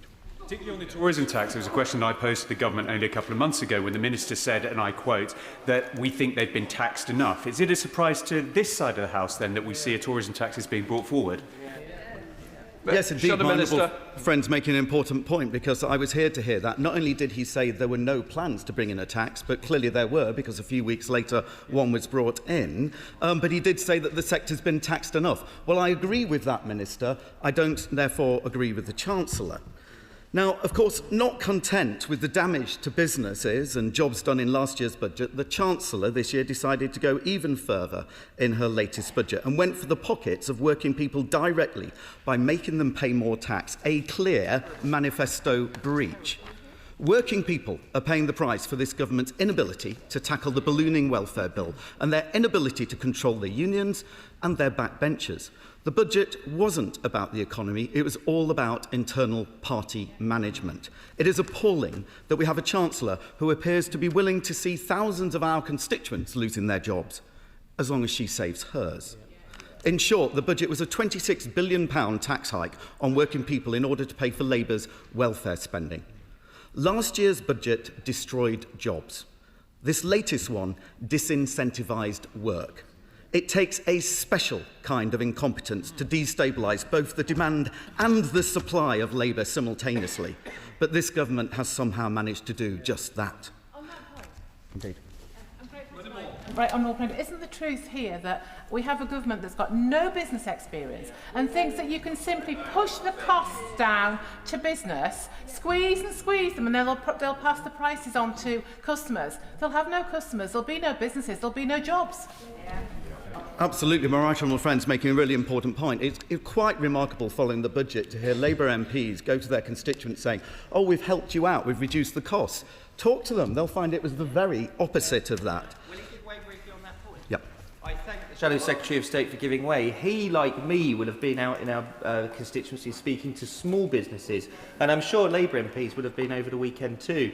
A local publican told me that she was going to have to lay off staff in January because of the extra taxes that this Chancellor came back for. More taxes that she said she wouldn't do since the last budget. I just wonder whether the Shadow Secretary of State had those experiences in hospitality businesses that employ particularly young people. Sir Secretary of State. Yes, my honourable friend again is absolutely correct. The hospitality sector has been particularly hard hit by Labour's damaging economic policies. Many of us out on Small Business Saturday spoke to many of those businesses, and unfortunately, I think UK hospitality fear that there could be a further 100,000 job losses because of their policies. Yes. I'm most grateful to him. Could I draw his attention to Matt Allen, who runs the Cricketers and two other pubs in my constituency, who is devastated by this budget, having been clobbered last year with the NIC increases, but that our policy of relieving smaller businesses and high street businesses of business rates would make all the difference. And could you persuade the government to adopt that policy in this debate? Well, exactly. I suspect during today's debate we'll hear many names of great pubs. I'll try and visit as many of them as I can, as long as they still survive, indeed. But he is absolutely right. There is an alternative course of action here. There is a conservative, pro-business economic policy that we can advocate. And I'll come on to some of the numbers later on in my speech and show the appalling impact, in particular, on pubs. So, certainly, yeah. Honourable gentleman for giving way, and yes, I was out, like many I'm sure of my colleagues on these benches, talking to small high street businesses in my constituency in Saltaire specifically, and for many of them the permanent reduction in business rate announced by the Chancellor is very welcome, and they are not hit by property revaluations and will be getting reductions in their business rates and welcome the levelling of the playing field with the online giants. How would he be proposing to pay for his party's unfunded proposals? Yeah, I suggest the Honourable Lady talk to those constituents again, and I don't think you have to be a sparkling economist to work out that when something's gone up, it's higher. It's not lower. They're not getting a permanent reduction in business rates. The numbers are going up. That's basic economics and facts. And of course, I'll just make a little bit of progress and then I'll give way to the honourable gentleman. So in its part-time, seasonal and temporary workers, young workers and people in sectors such as food production, tourism, retail and hospitality are particularly being hit. But we perhaps should not be surprised for this, as many honourable members have already pointed out. Labour just don't understand economics, they don't understand business and they don't understand incentives. I'll give way to my honourable friend first of all. Can I thank the Shadow Minister for bringing this forward? This is an incredibly important debate, and government, with respect to government, has a lot to answer in the points that are put forward. Can I put a point on the Northern Ireland agri-food sector in particular? The licensing process, how they bring people in, is so laborious, it's putting people off. It means that when we need the workers in the agri-food sector, we're not getting them. So the Honourable Gentleman is right to put forward the case for hospitality. Can I put forward the case for the Northern Ireland agri-food sector, who are also under great pressure, and this system from government will disadvantage them? Absolutely. The honourable gentleman is making a really important point here, because, of course, we see the particular hard hit where the numbers are easily available in the hospitality sector, and there's a lot of reports gone out about the job losses there. But the whole sectors, multiple sectors, will be hit by these changes. The honourable gentleman has also pointed out it's not just the tax hit, it's the regulatory burden. And as I say, just reinstates this point, this government doesn't understand business. Yes. Scott. Thank you, Mr. Speaker, and I do thank you for giving way. In 2023, just under 4,600 licensed premises closed down right across the UK. Was the 2024 Labour budget to blame for that? No, the pandemic was largely to blame for that, which is precisely why, in order to recover from the pandemic, this government's spent £400 billion to help save lives and livelihoods, including supporting the hospitality sector. So I'm afraid I don't accept the premise there.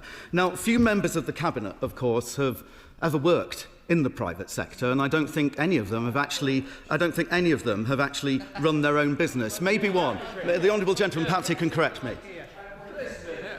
Party opposite will know my background and work career, because I mentioned I used to be a teacher every single time. I would just ask the gentleman to consider the fact that many members of his party talk about education and they haven't been teachers. Would he not recognise that actually, as members of Parliament, we come here taking with us the experience of people that we speak to? He spoke about the fact that members opposite get out and speak to businesses. Would he not recognise that we come to this House with the experiences of those people we represent? So the argument that because we haven't ever worked in a business that we can't talk about business is a nonsense.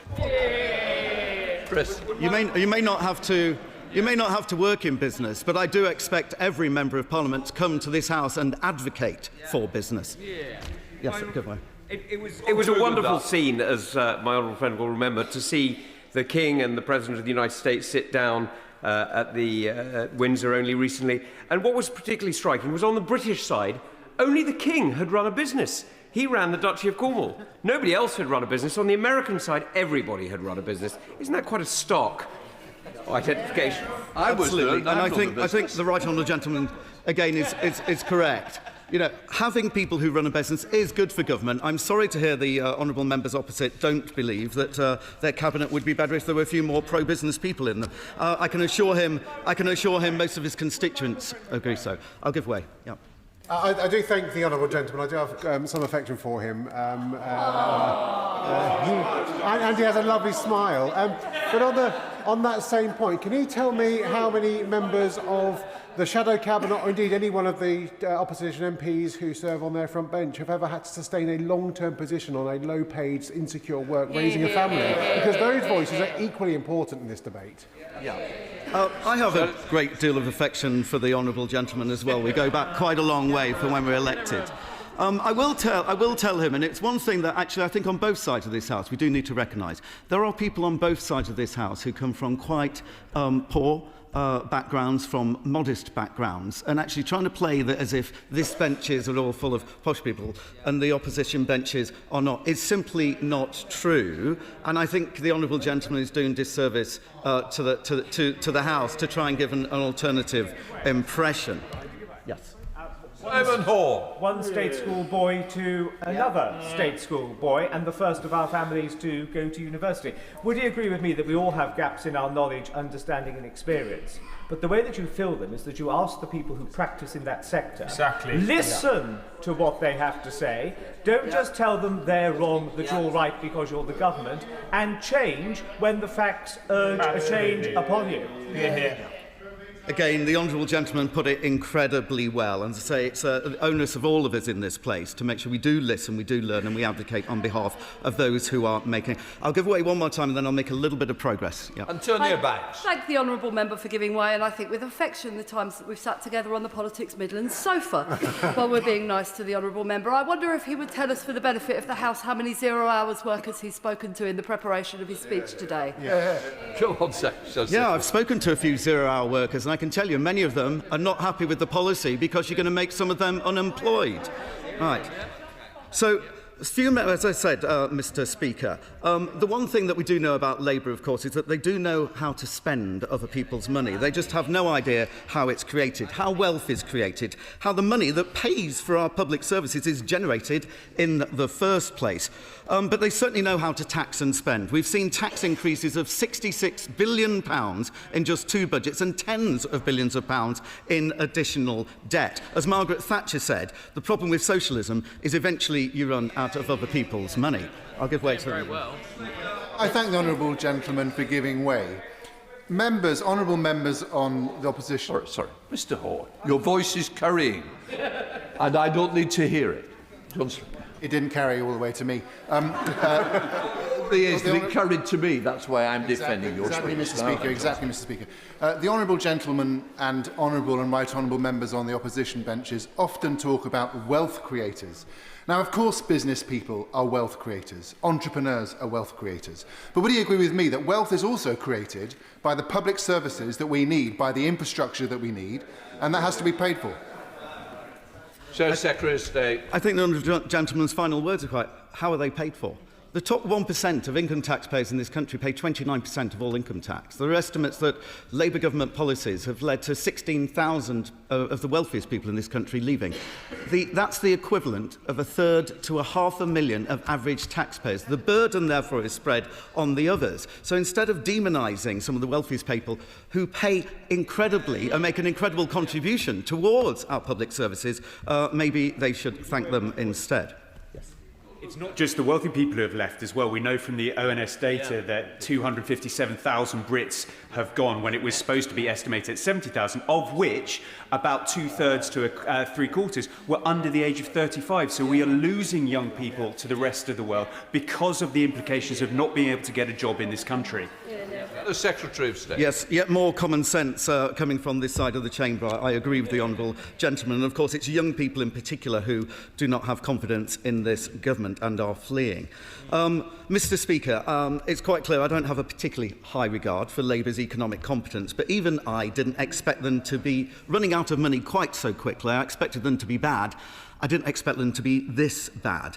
And it doesn't give me any joy or political joy to say that, because it's our constituents, my constituents, their constituents, who are paying the price for Labour's incompetence, with higher taxes and in many cases with their jobs and livelihoods. I genuinely wish they were better at government. But that is wishful thinking, because here's another hard truth about Labour. Despite the party's name, despite the false advocacy for working people, every Labour government since the Second World War has left office with unemployment higher than when they started.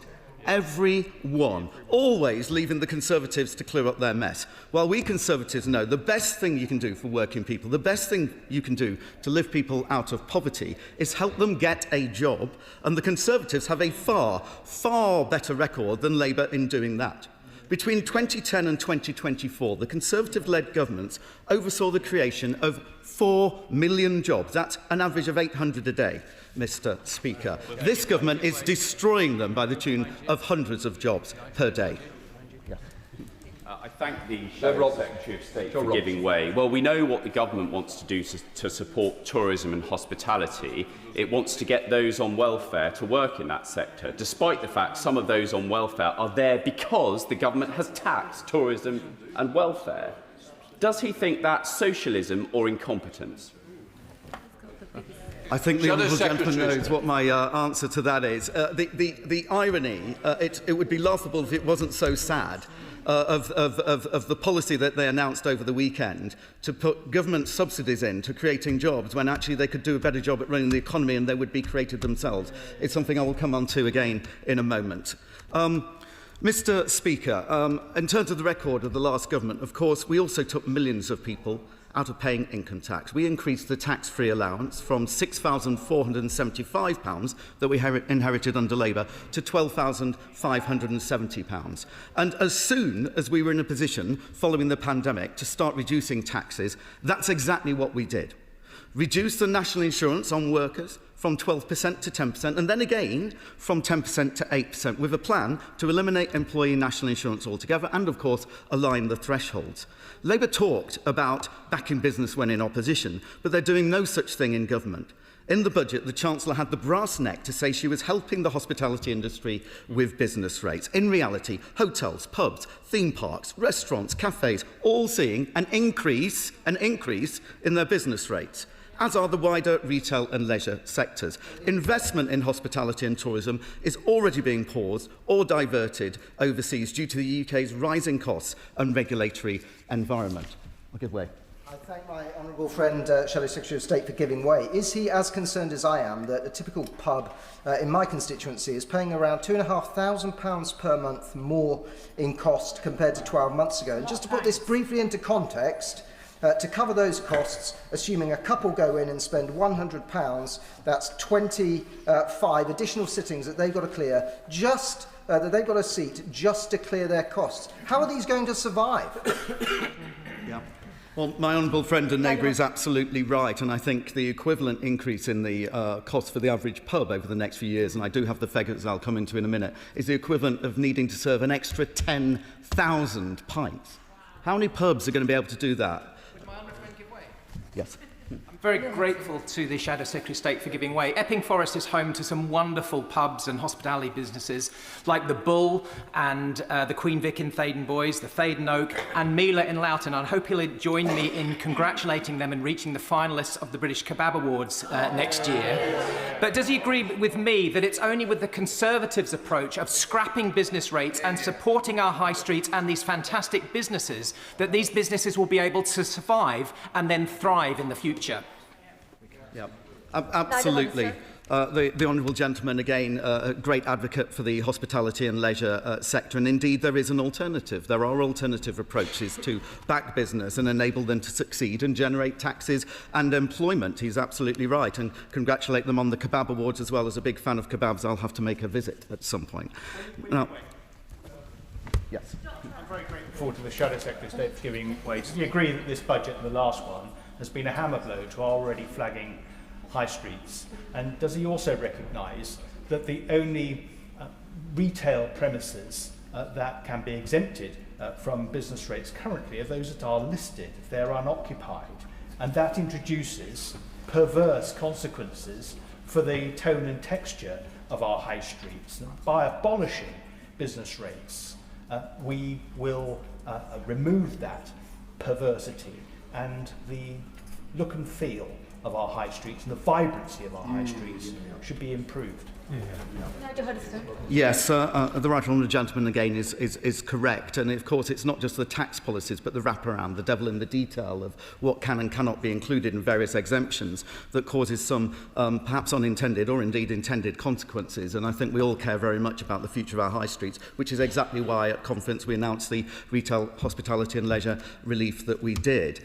Now, as I said, Madam Deputy Speaker, in the budget, as I said, the Honourable Lady the Right Honourable Lady, the Chancellor, had the brass neck to say she was helping the hospitality industry with business rates. They were doing no such thing. As I said, they're increasing the business rates considerably. And while hospitality is the UK's largest employer of 16 to 24-year-olds, these cost pressures directly threaten, in particular, youth employment. New analysis from the UK Hospitality reveals that small hospitality venues alone will see business rates rises by £318 million over 3 years, and subsectors like the often mentioned in this debate pubs will see a whopping increase. The average pub's business rates, even with the reduced multiplier and transitional relief, will increase 15% next year. That's an extra £1,400. In 27-28, an average pub's rates will be £4,500 higher, and 28-29, £7,000 higher. In total, over 3 years, the average pub will pay an extra £12,900, and an average hotel will be paying an extra £28,900 in rates next year. In 27-28, it will be £65,000 higher, and in 28-29, £111,000 higher. In total, over 3 years, an average hotel's rates bill will increase by over £200,000, just in time, no doubt, for them to also face the dreaded new tourism tax. And Labour's unemployment bill will do nothing but impose thousands of pounds in extra costs on businesses across the country, not to mention, of course, the ricochet impact on temporary and seasonal jobs. I'll give way to the Honourable Lady. I thank the Shadow Secretary of State for giving way. On the point of the tourism tax, which potentially will come on top of the increase in business rates, I spoke to Catherine from the Navigator Hotel last week, who is in despair at these additional costs and fearing for the future of her hotel and indeed for the 10 employees who work in that hotel. What reassurance can you give her? Absolutely.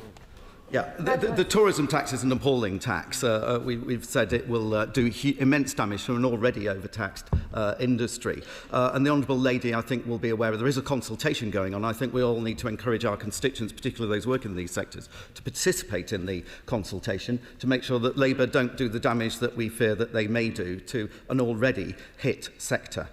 And of course, many sectors of the economy rely on seasonal employment during peak times, whether that's food production sectors during peak picking and growing seasons, retailers in the run-up to Christmas, or the hospitality and tourism industry over peak summer season and, of course, during school holidays.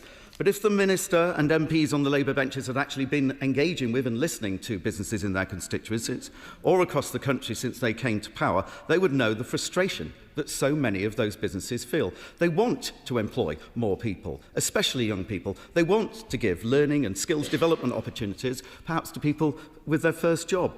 But they have been unable to do so because Labour's policies are making it unaffordable for them to do so. And how bizarre is it, as my honourable friend pointed out a few moments ago, how bizarre is it that the government announced plans over the weekend, note, Madam Deputy Speaker, over the weekend, not to this House, to help young people with skills-building opportunities in hospitality, care and construction through taxpayer-funded government schemes. The very industries that the government is undermining with its own tax policies. If the government didn't attack these industries, businesses would be generating these opportunities and these jobs of their own volition, not needing government handouts.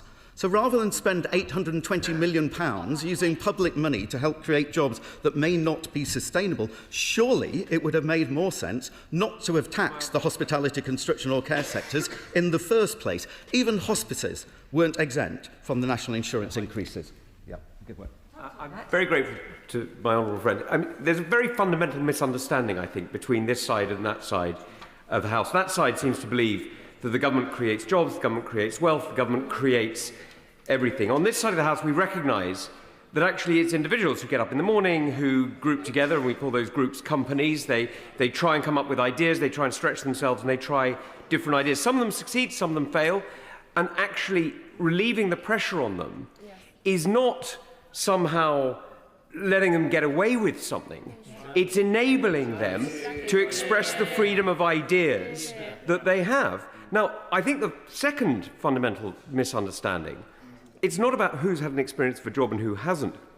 It's who's had an HR department and who hasn't.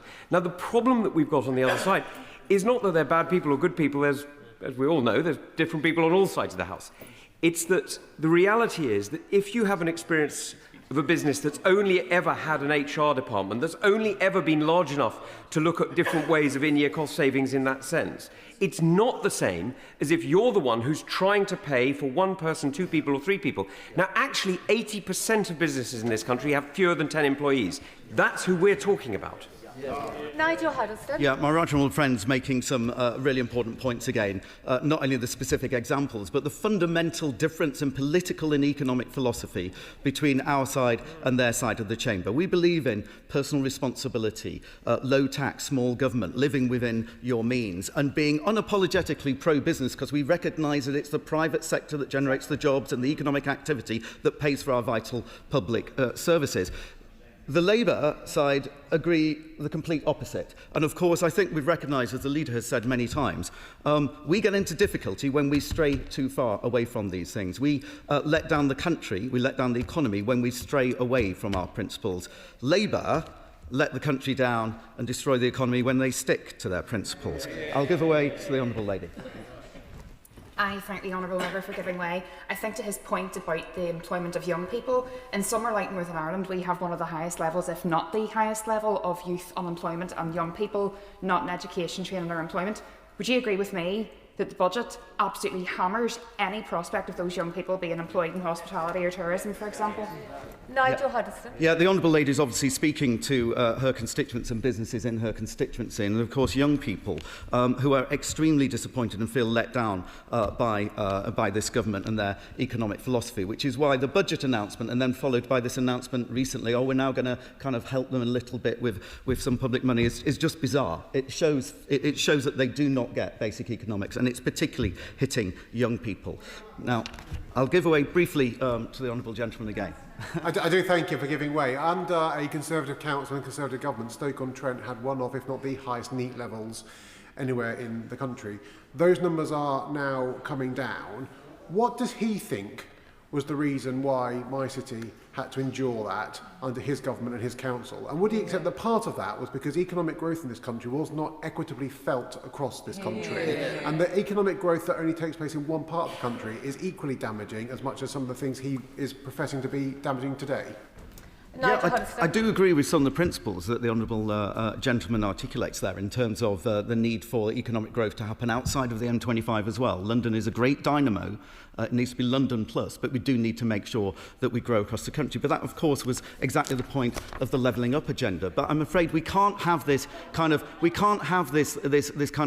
wishful thinking of forgetting that both the economic crisis in 2008 and then, of course, the pandemic and the other global crises had a major impact on the economy, and therefore economies around the world were challenged. The difference in where we are now is that our economy is doing badly uniquely because of Labour government decisions. That's the difference. So, of course, the national insurance increases, Madam Deputy Speaker, in last year's budget alone cost the hospitality industry over £1 billion.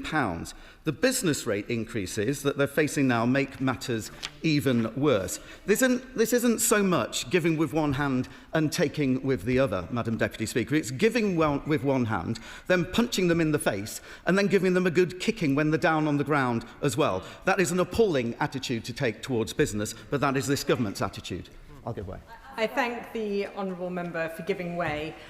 Just last week, I visited one of the many fantastic cafes in my constituency where the hard-working owner told me that she had chosen not to take on a Saturday job worker, somebody, a young person, as a direct result of the increase in business rates. Does he agree with me that because of the policies of this government, it is directly affecting employment for young people in Chester South and Edinburgh and across the country? Nigel Huddleston. Yes, and I had the pleasure of visiting a cafe in the Honourable Lady's constituency. I sincerely hope it wasn't the one that we visited, but this is a common theme across the country, and we're hearing it on way too many occasions. And what's interesting as well, these business owners, often very small businesses, feel really guilty that they cannot employ people in a way that they would want to, that they can't give the Christmas jobs and so on. They should not feel guilty about this. The government should feel guilty about that. I thank my honourable friend for giving way. Does he agree that it's not just the tax rises, the additional cost burden that's causing a lack of confidence, but that lack of confidence in itself is probably the most corrosive aspect of all, because once that's entrenched, it's very hard to unpick, particularly when business is repeatedly facing a government that is doing the exact opposite of what they pledged in their manifesto. Nigel Huddleston. Yes, and the honourable gentleman knows confidence is a major driver of economic activity, and when the public, when consumers and when businesses don't have confidence, all things fall apart. And we've had a significant change of direction. I'm afraid I can't see this confidence returning. As I said, I don't get any joy saying that. I want the government to get their act together. I want them to be economically competent for the sake of our constituents. Very briefly, and I'll try and conclude. Thank you. I'd like to thank the honourable gentleman for giving way. I just would interested in him suggesting that our principles were the thing that causes the problem. Which bit of our plan for small and medium-sized businesses, action to tackle late payments, reducing regulatory burdens and expanding access to finance does he disagree with? Yeah, I mean, this is just noise. The honourable lady needs to speak to businesses in her constituency, and I think the facts are the national insurance increases, the business rates increases, the additional burdens on businesses. If anybody in the opposition benches can name any major business organisation that's welcoming the employment bill, the unemployment bill as we call it, then I would welcome them to do so now. But I don't think they can, because it's anti-business. That's the point. We're pro-business, they're anti-business. The principle is really key here. To be pro-business means being pro-workers and being pro-public sector, because that's how the taxes are generated. And the government have the exact different. I won't give way. I'll give way in a moment to somebody behind me, but I do need to. I'm aware, Madam Deputy Speaker, I'm on the final stretch. Yes. Now I can only assume. I can only assume, Madam Deputy Speaker, that the Labour government just doesn't understand the negative impact that its tax policies are having on the tourism, hospitality and leisure space, because to do such harm willingly is pure economic vandalism. This government's lack of understanding of the private sector and how jobs are created beggars belief. But none of this would be necessary with a competent pro-business government. There is an alternative. A pro-business, conservative alternative that backs business, that wants the private sector to succeed, that backs entrepreneurs and wealth creators, and has policies that enable job creation and economic growth through policies such as the 100% business rates relief for retail, hospitality and leisure. But instead, this government has decided on an economic strategy that punishes enterprise, burdens the taxpayer, disincentivises work, increases dependency on welfare and grows the size of the public sector. That is the wrong strategy. The Labour government is destroying the economy. They promised change at the last election, Madam Deputy Speaker. Well, we certainly got it. Slower growth, higher taxes, higher spending, more debt, more welfare and higher unemployment. Time and time again, Labour have betrayed the trust of the British public.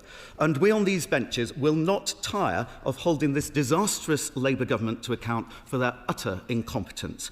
The country cannot afford 3 more years of this, Madam Deputy Speaker. Britain deserves better. Thank you. The question is, as on the order paper, I call the Minister to move the amendment. Minister Blair McDougall. Thank you, Madam Deputy Speaker. I beg to move the amendment in the name of the Prime Minister. Around this time every year, I like to reread A Christmas Carol. And last night I read that passage from Dickens where the protagonist says that, quote, "Every idiot who goes about with Merry Christmas on his lips should be boiled with his own pudding and buried with a stake of holly through his heart." And I have to say the tone of that speech from the honourable gentleman made Ebenezer Scrooge sound positively festive. I say to him, we recognise it has been a hard few years for business. We, despite the appalling economic legacy that his party left us, in this festive period, we can look forward to the new year with a sense of optimism. Living standards are rising, wages are growing faster than prices. The Productive Business Index a few days ago found that nearly 3/4 of small businesses expect revenue increases over the next 3 months. and nearly 2/3 have seen rising order volumes in the last 3 months. And the honourable gentleman mentions, as did other members, Small Business Saturday. Small Business Britain report that spending during Small Business Saturday last weekend was the highest it's been in 5 years. And Madam Deputy Speaker, despite what the honourable gentleman says, I ran a business for a decade, and I know how hard the last decade was. I'd be immodest to agree with what he says from a sedentary position. I will give way, yes. The honourable gentleman, on Saturday last, I was in Herne Bay in Mortimer Street, where there is an absolutely fabulous toy shop called Kids Corner. It was empty. I said to them, how are you doing? And they said, the shop's empty, the street is empty, nobody is spending any money. The hospitality industry is on its knees.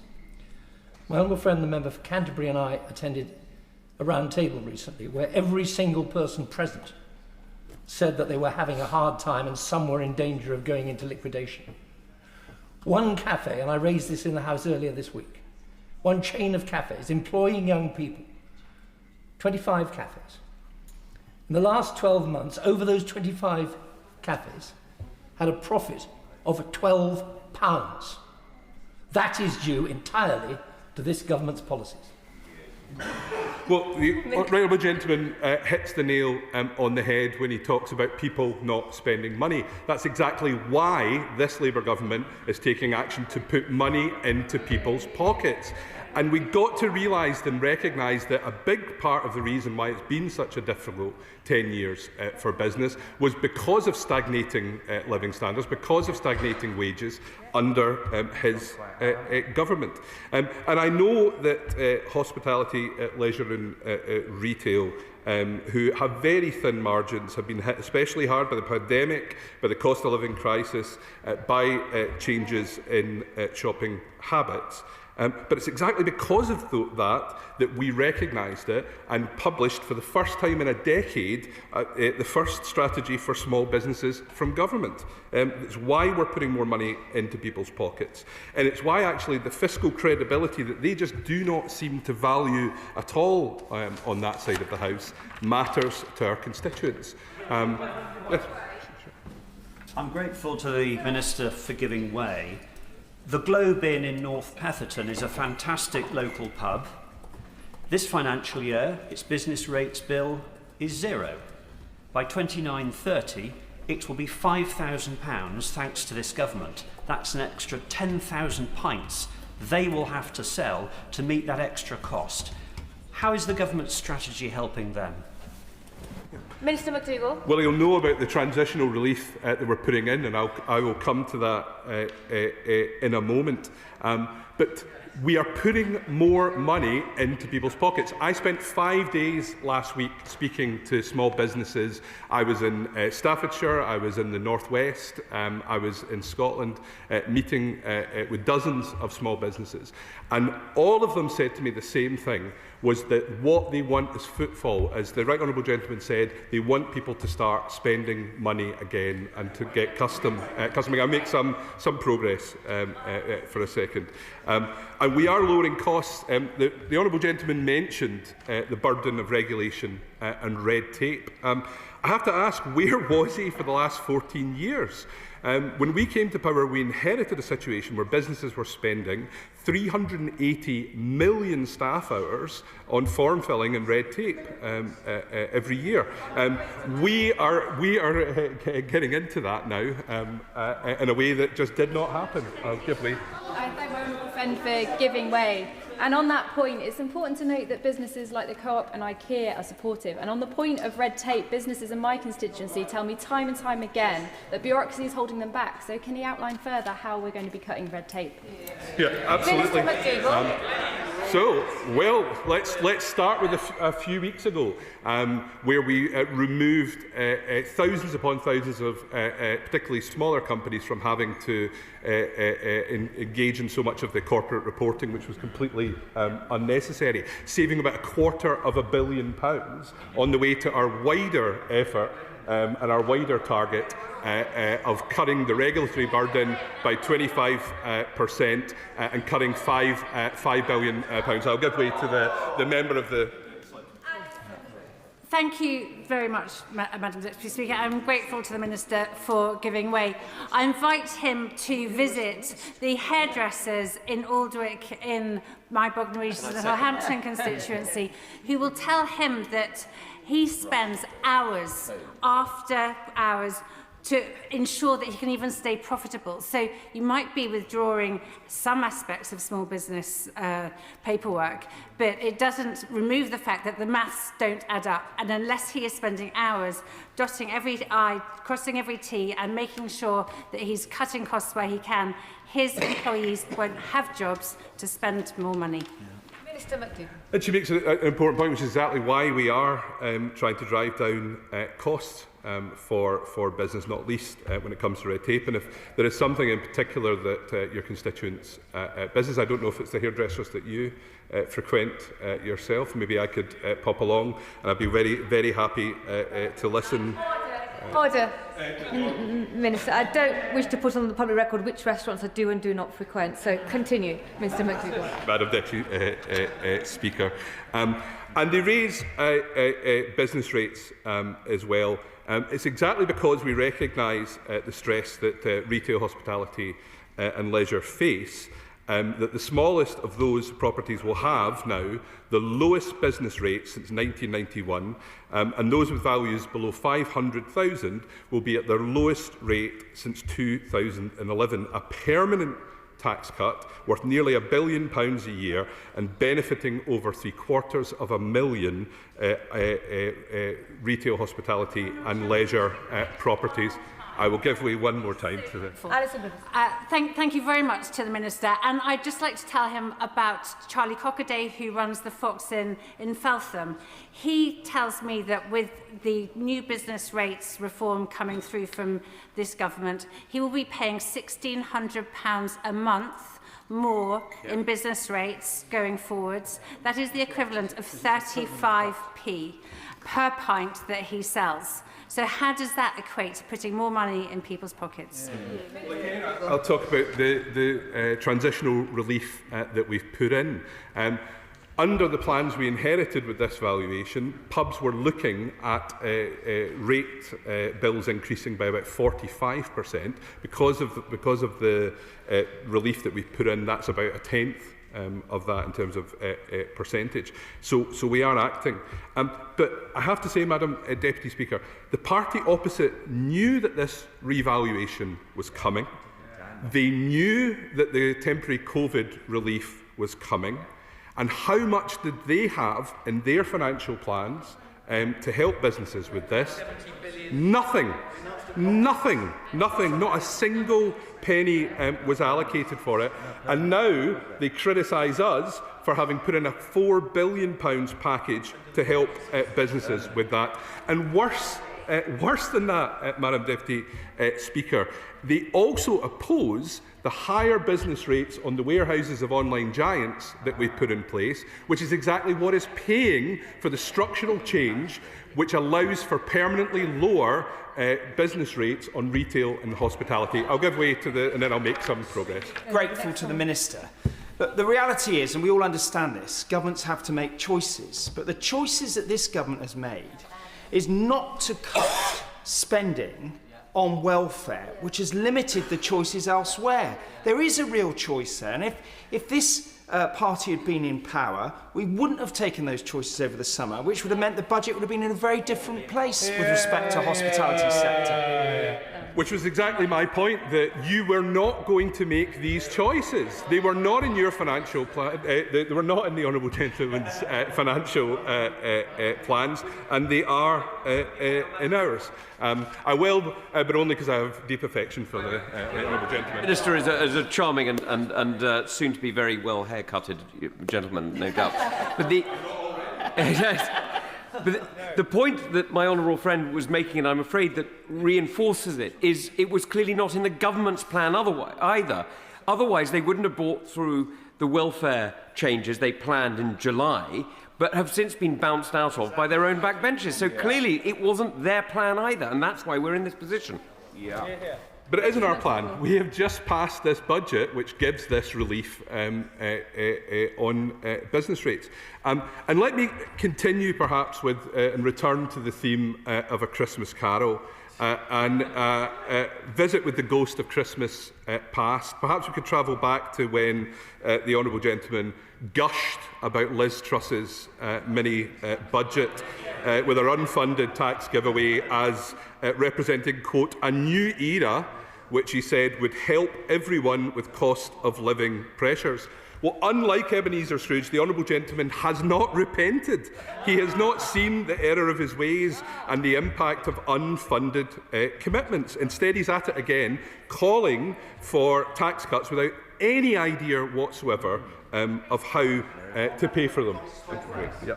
I thank the Minister for his way. The members opposite talk about political choices. They made a political choice to bring in austerity, which meant that actually there was lack of funding to the NHS. My constituent of Harlow is full of sole traders who say to me what really affects their ability to earn money, to actually have money in their pocket to spend in the pub or other establishments, is the fact they have to wait for years on end to get a doctor's appointment or to actually get an operation. So would he agree with me that the right choice that the Chancellor has made is to invest in our NHS to ensure we get the waiting time down so that my workers can get back to work? Minister McDougall. He's absolutely right, and of course that's one of the more important ways we get the welfare bill down as well and get more money into people's pockets and ultimately more money into tills. But instead of these fantastical unfunded tax cuts, we're giving real help to high streets across the country. Millions of British people will benefit from the £5 billion Pride in Place programme, which puts local people in 339 neighbourhoods in the driving seat of renewing their own areas. I will.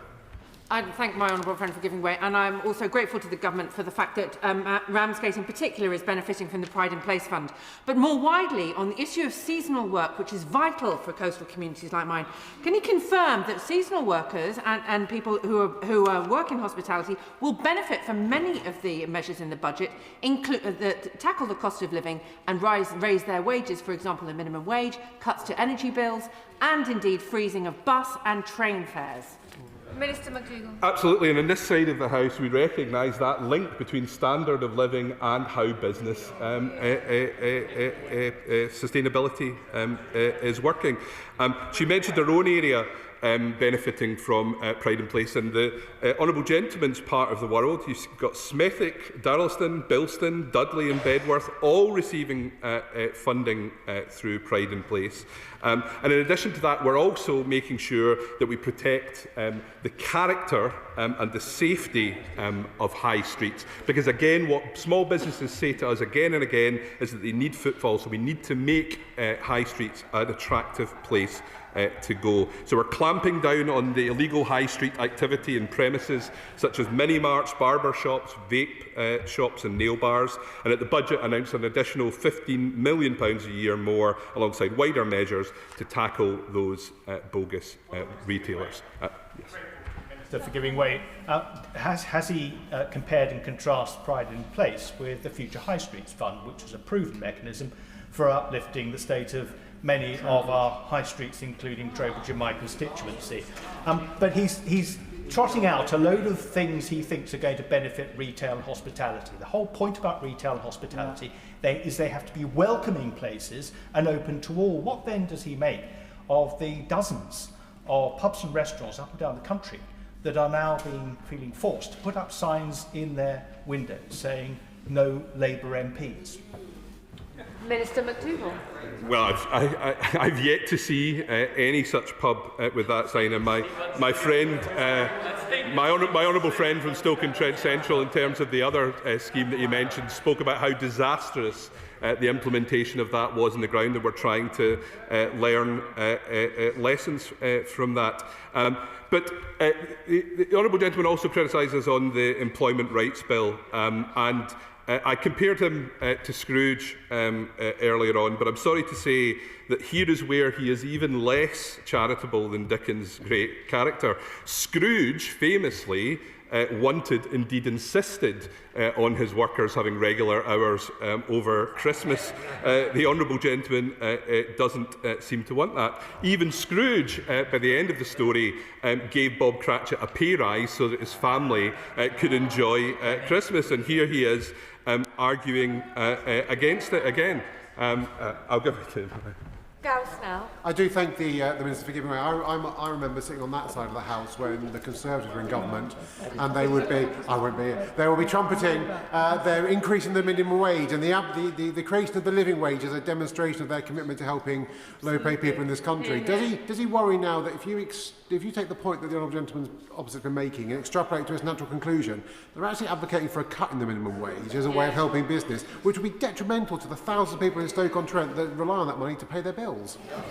Yeah, I couldn't agree with him more, and just again not understanding that link about what is in people's pockets and what goes into the tills. And can I also say I spent a fantastic day with you with your local businesses last week, and was impressed how they all were on first name terms with the honourable gentleman.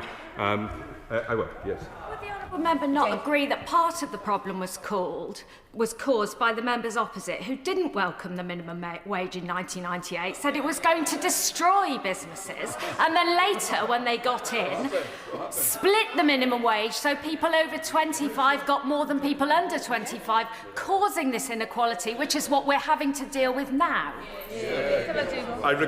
She's absolutely right, and I recall as a younger man working in this place, the all-night sittings as the Conservatives united with the people in the other place to try to stop our effort to make work pay for people, and here we are again a quarter of a century later. Sure. The issue, Madam Deputy Speaker, the honourable gentleman was in here while governments were coming up with their plans and their policies in 1998, while I was starting a business and running it and employing people. And the difference is that you can't install a minimum wage if someone actually doesn't have a wage at all because they haven't got a job. Yeah. And what his party are doing are putting people out of work. There are now 31% more young people not in employment in the Gosport constituency than there were this time last year. That's a disgrace, isn't it? I don't know if she was at the start of the debate, but she would have heard me talking about I ran a business as well. But she talks about job creation. In the first year of this government, 138,000 more jobs. We have to understand. No, I've given way several times. I have to make some. But the government is fully supportive of the variety of working arrangements that people, including young people, might choose depending on their circumstances. But the word, Madam Deputy Speaker, is choose. Until now, that flexibility has been entirely one-sided, something that employers have used to their benefit. But it's time to let workers have their rights.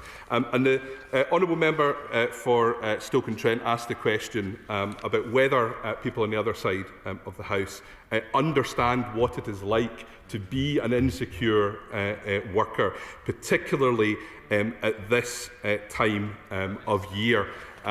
This is the most expensive. I'm nearly finishing. I'm coming to a close, but thank you. At this time of year, this is the most expensive time of the year. It's the most expensive month. On this side of the House, we are proud to be acting to ensure that families can plan for the expense of Christmas, that families can look forward to Christmas without worrying about the anxiety of whether they can make it to the end of the month. And the criticisms of that and the lack of understanding from the other side about how important the cost of living and the money in people's pockets is to the success of business is, quite frankly, humbug. I call the spokesperson Liberal Democrats. Forgive me. The original question was as on the order paper. Since when an Amendment A has been proposed as on the order paper, the question is that the original words stand part of the question. I now call the spokesperson for the Liberal Democrats, Sarah Olney. Thank you very much, Madam Deputy Speaker. It's a pleasure to speak in this debate. Training, hiring and retaining a skilled workforce are issues affecting businesses across the country. Many businesses, such as in the farming and agricultural sectors, depend upon recruiting the right people at the right time. Obstacles to hiring seasonal workers could have a significant impact on businesses which are already struggling with sky-high energy bills, trouble recruiting the workforce they need, and are facing high costs in trading with Europe. We're seeing a practically stagnant economy with business confidence down and unemployment up, and this is particularly prevalent amongst young people, many of whom traditionally found their first jobs in the hospitality sector, the largest employer of young people. However, this sector is struggling to employ new workers, and the damage that's being done to the prospects of our youth struggling with unemployment levels will be detrimental to the broader economy in the years to come. Many of these challenges began under the administration of the last Conservative government. It was the previous government who undermined farming, agricultural, hospitality, so many other sectors dependent on seasonal work, by negotiating failed trade deals with the EU, with Australia, with New Zealand, and breaking their promise to reform business rates. Their record is a dispiriting picture of low growth, high interest rates and falling living standards. People endured years of Conservative mismanagement, which is why it's so disappointing that this government has wasted the last 18 months by failing to pursue policies that promote growth and by imposing an unfair national insurance jobs tax that has stifled business investment. Will my right honourable friend give way? Happy to. I'd like to thank my right honourable friend for giving way. In the West Country, we've seen an icy chill effect of the Nix hike on our hospitality and tourism industry, particularly in Torbay. The Torbay Coast and Countryside Trust that has looked after some of our beautiful natural spaces has had a £100,000 cost of the Nix hike on them, which has forced them to close their doors and take a step into the dark. Does my right honourable friend agree with me that the government needs to explore the impact of the Nix hike on some of these fragile sectors of our economy and see how they can step in to support them? Thank you. I thank my honourable friend for his intervention, and it's tragic to hear about the closure of his local organisation there, not just depriving local people of the opportunity to enjoy the services that they were providing, but also, as I was saying, depriving young people in particular of the opportunity to take their first job. On the Employment Rights Bill, Liberal Democrats have been clear. We welcome many of the principles underpinning the legislation, but we've been pushing the government to make crucial improvements to ensure that it properly delivers for workers and small businesses. We strongly believe in giving all workers security over their working patterns, and we're deeply concerned that too many struggle with unstable incomes, job insecurity and difficulties in planning for the future. On flexible work, we'll continue to advocate for what we think would have been a fairer and less onerous system, based on giving workers a new right to request fixed hours that businesses would not be able to unreasonably refuse. And when it comes to seasonal work, we are glad, thanks to the work of the Liberal Democrats in the House of Lords, the government has made significant concessions for the benefit of businesses and workers, placing a statutory duty on the Secretary of State to consult with key stakeholders before exercising powers to specify what a temporary need is in relation to the right to 0 hours contracts provisions. And we're also pleased the government has listened to Liberal Democrat calls for clarity by providing examples of how an employer could approach seasonal demand while complying with the new right to guaranteed hours. These provisions, secured by Liberal Democrat peers, will support workers by giving them more control over their working hours while ensuring that businesses are properly consulted and given the resources to navigate this new legislation. This weekend, towns across the country mark small business